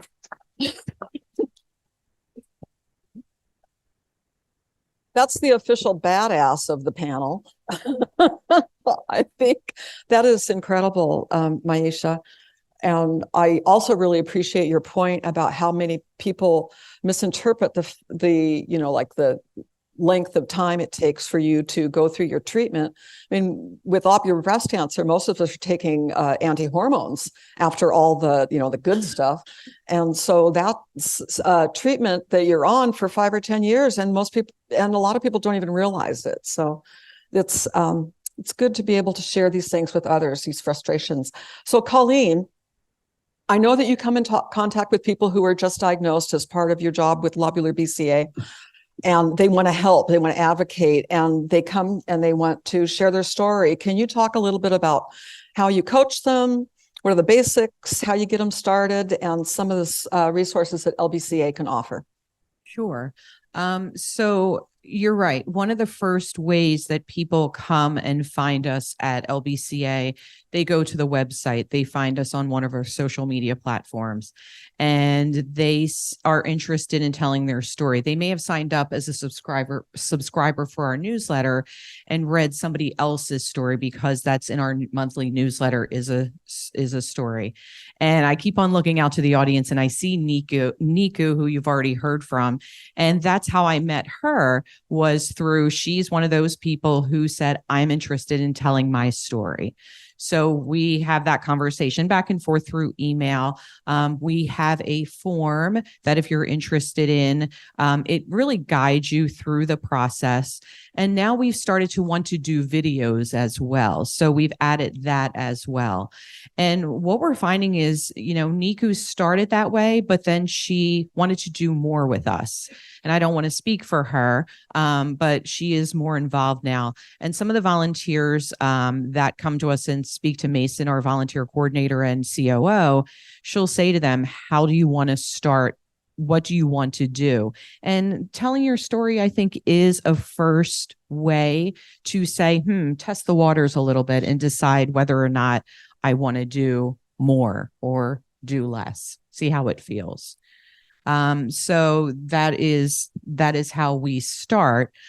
So I mentioned some of the information that's available as well. I would say also for social media, if you want to find out a lot more about social media, go to our website or go to the digital toolkit that's on the symposium website and I know on one of these storytelling resources or one of these other documents.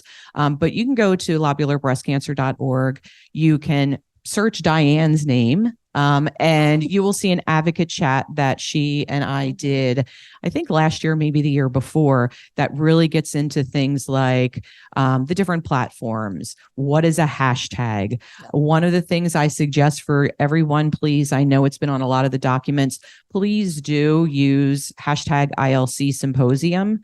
And then what will happen is on Twitter or on Facebook or on Instagram, when you click on it, some of you may already know this, our virtual audience members may not, but when you click on it, it will pull up anyone who's been talking about the symposium on social media. It's how you connect. It's how you connect with others. And yeah, you look for the hashtags on a lot of different sites. LinkedIn, I think, is another one that uses hashtags a lot. They do, definitely. Yeah. Thank you. Thank you very much. Now, there are pitfalls of social media. Compassion fatigue is a big one. We lose a lot of friends, a lot of loved ones. So it's really important to practice good self-care. Misinformation is also pretty rampant, as we know. We've talked a little bit about that, but there's all kinds of stuff. Stalking, doxing, trolling, just it can be a mess. So, Christine, you are a moderator or an admin of a Facebook group. Can you talk about some of the pitfalls that you might experience and some of the time that you spend helping others, like stamp out information or helping them process tough stuff? Hello. I started moderating up close, like you're I saying. started moderating a Facebook group 4 years ago, and there's close to 400 people now that are participants. A few have died over that time, and it's a range of participants from being newly diagnosed to metastatic breast cancer, as well as their supports, which some Facebook groups with cancer don't offer. They don't take the allies of the people with breast cancer. So it seems to go in rounds of people promoting different things. Most recently, it's been Rick Simpson oil. Oh, yeah. So people will sign up for the Facebook group, and we do try to, everyone that's a moderator tries to screen people before they're part of the group, but they're pretty sneaky and sometimes they get through, and then the purpose is not just to say how good Rick Simpson oil is and how it's cured them. It's you too can buy Rick Simpson oil if you go to this website. Mm-hmm.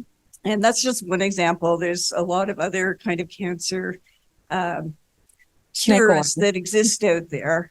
And the whole anti-science mentality that's affecting Canada, the US, Europe, I'm sure too, is also prevalent in the cancer world. And that's sometimes gets a bit tiring to address all the time, but natural products are better. Yeah. Well, natural products can also be harmful, and you need to know what you're taking as a natural product and whether it interacts with the drugs that you're on, and it may nullify the drugs that you're on. So providing evidence-based information is good. And what all the mediators or moderators try to do, hopefully there'll be more lobular breast cancer knowledge in Canada, because we seem to be quite behind. And recently, every year there's a breast cancer symposium, and it was only brought up once in the whole day of information and education about breast cancer research and practice. So trying to make inroads there. And